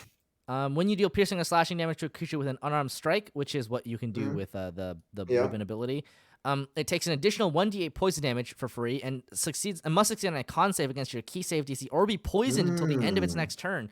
And So you'll just end up just hitting them a whole bunch, and yeah, I was you'll gonna say just do a whole you bunch can of literally damage. just aura someone until they're poisoned. So for context, Flat additional damage to each attack is really good on Is monk, 'cause also you get really good, 4 yeah. attacks. so for the poisoned condition in Dungeons and Dragons 5th edition, I believe is all of their attacks have disadvantage. Oh. So Yes. if you Yes. successfully and their poison them ability, and their ability checks. and their ability checks, if you successfully poison them, they're gonna have a hell of a time hitting you because every attack against you is disadvantage. So poisons is actually pretty good in 5th edition. Now the downside to this Traveler's Assuming- Blade is, I swear, half the monsters in all of D&D are literally immune to the poison condition Yes. and all poison And damage. poison damage, yeah. Yeah. Either that or resistant to poison. But luckily for you, you can take Wear Touched, which is when you use your flurry of blows, you make 3 unarmed strikes as a bonus action instead of 2, and you have advantage on these attacks. Ooh, So advantage. that's pretty chunky. I would say was- that's a really good, solid ability. The potential damage there is less than Traveler's Blade, but But the consistent damage, I suspect, is going to be on par with. you don't have to worry about them being immune to fist. Yeah, you can fist to your heart's content. Thanks, Dan. Assuming you normally have like a 50% accuracy and you bump that up to 100%, that's horrible math, but don't worry about it. This is 2 extra hits in a turn, and you do a d12 of damage at this turn. Oh yeah, this your level, your unarmed strike is so- really chunky. 11.5. It's about 23 extra damage per turn, whereas the poison actually has a potential of only being about 18 extra damage. So they're actually pretty similar in damage, but I would take Wear Touch just because it's less clunky. Oh, but Traveler's Blade also has the poison condition. If It you get someone does. to be poison condition, that's amazing. It's so good, but it's also a con save. Yeah. Con saves hurt. Con saves are rough. And then if you're Sean, you would never take any of these and just get 5 AC every turn. Forge Heart, we go. Yeah, God, normally absolutely. I would Sean do would that, just but the take others- Forged Heart. It's such a shame. The rest of the options are pretty good. I mean, not the second one. The second one. The second one's kind of weird. It's just like an absolute travesty that this is the 17th level feature. Right? Oh god. Can you imagine if this was like even the 11th level feature? It feels like it could be. I mean, maybe not the Forged Heart one. That one's pretty nasty. The Nightmare Shard one's just chip damage at 17th level. That's bad. Yeah, agreed. But everything else is good. Like they all have a use. You'd want to take any of the 3 that exist. Like, and it's 17th level, and everything else about this class was kind of shit. Okay. Oh no, it got a better monk than Kensei. Okay, I was say I will generally agree that before 17th level, most of these features are pretty underwhelming. Other than the 3rd level feature, which is that your martial arts die are just your unarmed strike die is just better. Like this is a decent ability. It's not amazing, but it scales and it's always going to be relevant. But in general, before 17th level, this is a very underwhelming class. I would say that this is better than Kensei though. I think this is C at lowest. You think TBH. You think this is underwhelming? So, you think it's oh wow. Do you think are you You whelmed by think it, that- Dan? Do you think it's whelming? Well, I haven't actually done the brain part yet, the math part. So here's where I'm Yeah. at, right? Is I guess Forged Heart is not the worst thing in the world. You can spend 1 key point. It's not a nothing ability. I almost wanted this. Almost felt like a flipped Kensei, where Kensei gets its best stuff at 3rd level, and then like nothing really great after that. Whereas this one is like it gets its best stuff at 17th level, and I kind of want to discount everything before that. And since we wait higher levels, I was like, this might be D tier, on par with Kensei for that reason, because it is technically a little bit better mathematically, but all of its good stuff is way later. But maybe the 3rd level can push it to C. I don't know. Dan, thoughts? Well, I mean, from 3rd and 4th level, you are gaining 3 damage. From 5th level to the next thing, you're gaining 4 damage potentially per turn. And then from now on, it's all you're always like 4 damage per turn. You're like 1 damage per attack better. It's really not that impactful. 4 damage. It's like yeah. it's there. You won't really notice it much. Mm-hmm. Mm-hmm. Does I the mean, four- I generally agree. I think it's pretty much on par, or in the exact same like power bracket as Kensei. But I think like I do think that the 17th level feature. I know that we don't rate them highly, but the fact that it has an actual capstone kind of pushes it over to C for me. It doesn't have the 2 AC of Kensei at low levels, That's true. That is but it pretty has good. has That Forged is- Heart. I mean, plus 2 AC is potentially better than anything that you get at in this. I would almost rather have Forged Heart and 1 extra damage per attacks than Kensei's. 2 AC and 1 extra damage two- per attack. No, this is okay. Kensei's 1 extra damage for 1 attack. This is Okay. this is That's two- right. So this is slightly more damage than Kensei. Very slightly more damage than Kensei. 2 less AC, and you get a cool feature, I guess. Not a good feature, but a usable and fun feature. And it's Yeah, pretty yeah. similar power level, honestly. But I prefer to. I would go this one more than Kensei for sure. Okay, what do you think it ranks?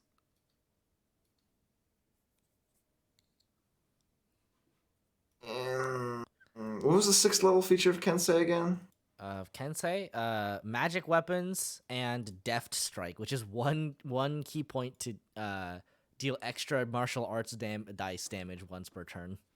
The one that you wouldn't even use. Yeah. Well, this one does have free damage, It just where has every free turn damage, you will yeah. do 1d6. It's It's just not a not lot that of free much. damage, but it really is a 6th level ability, and it's such a nothing ability at 6th level. And that 11th level feature, that luck is only for strength and dexterity checks.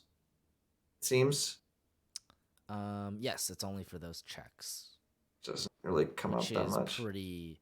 The honestly, the thing that it does more is increase that free 1d6 to 2d6, and that's really still not a lot of damage.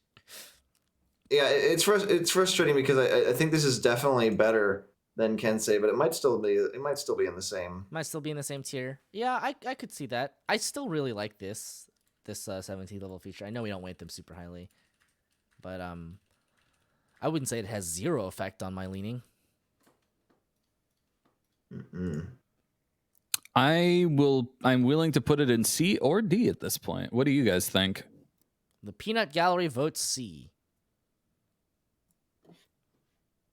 Dan? The Peanut Gallery the Peanut Gallery votes high D or C.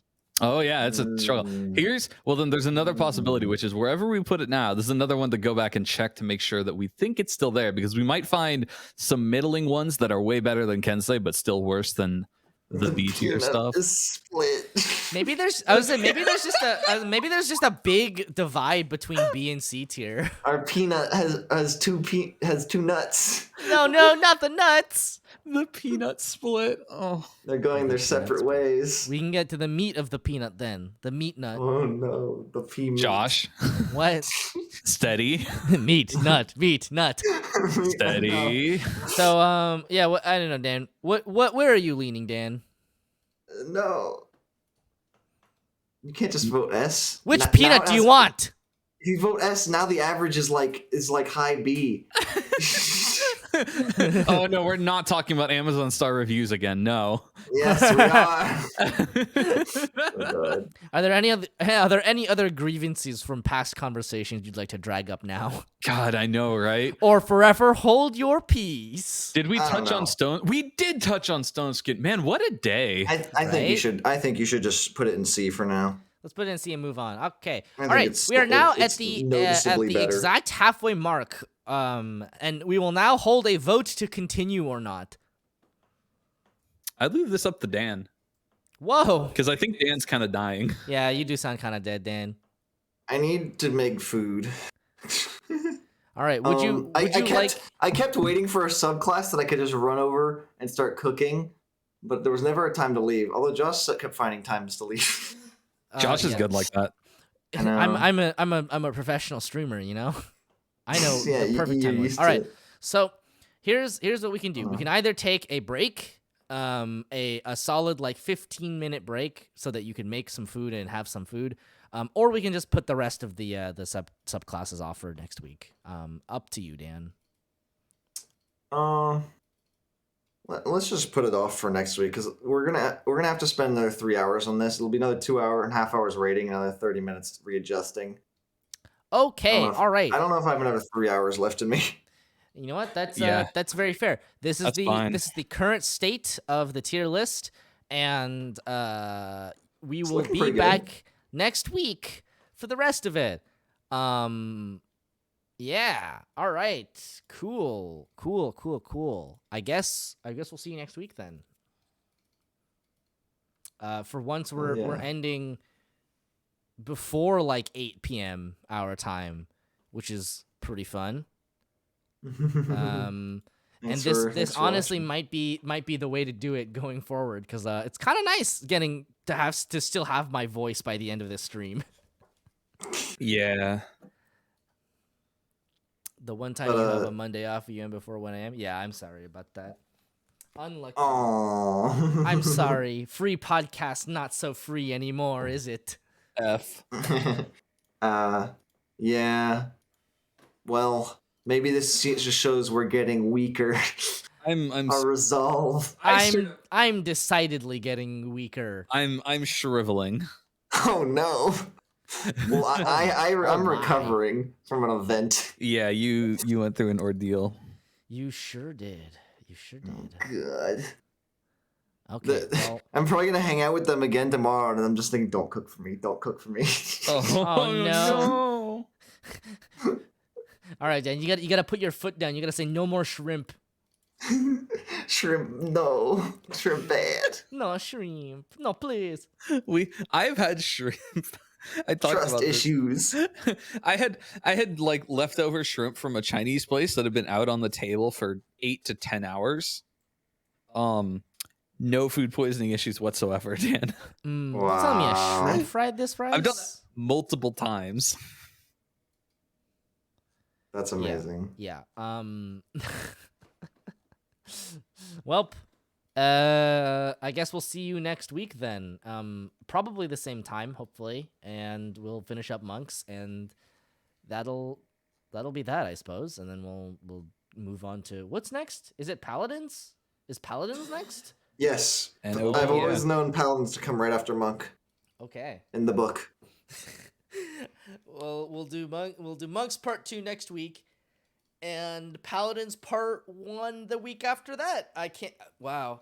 I'm actually pretty excited for paladin because I couldn't really I could tell you certain ones that I think are very good. I won't say it, but I don't know it as well as you might think. Wow, I was gonna say, I wouldn't be surprised if Dan forced us to do all the paladins at once. Mads, you're wrong. All paladins F tier done. Okay, Burn the that's- witch. that's Burn not the that's witch. not true. But I'm gonna say this. I think my prediction is that I think a lot of paladins are gonna be way underwhelming.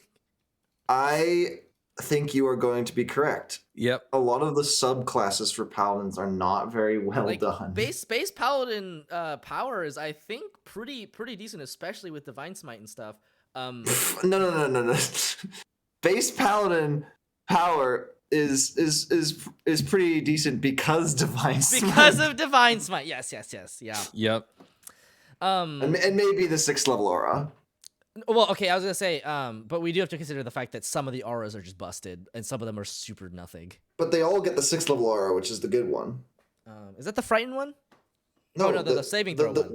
The saving throw one. Yeah, you're right. That is good. That's I can't think of currently an aura that's better than the one they all get, but there might be. The magic one is The magic resist one from Ancients. very potentially on par with or better. But The magic depends resist one. Sorry, I cut yourself. on the Cut you nature off. one. So, Yeah, that one's but anyway, really good. that's neither here nor there. You can't get that for free. You gotta tune in 2 weeks.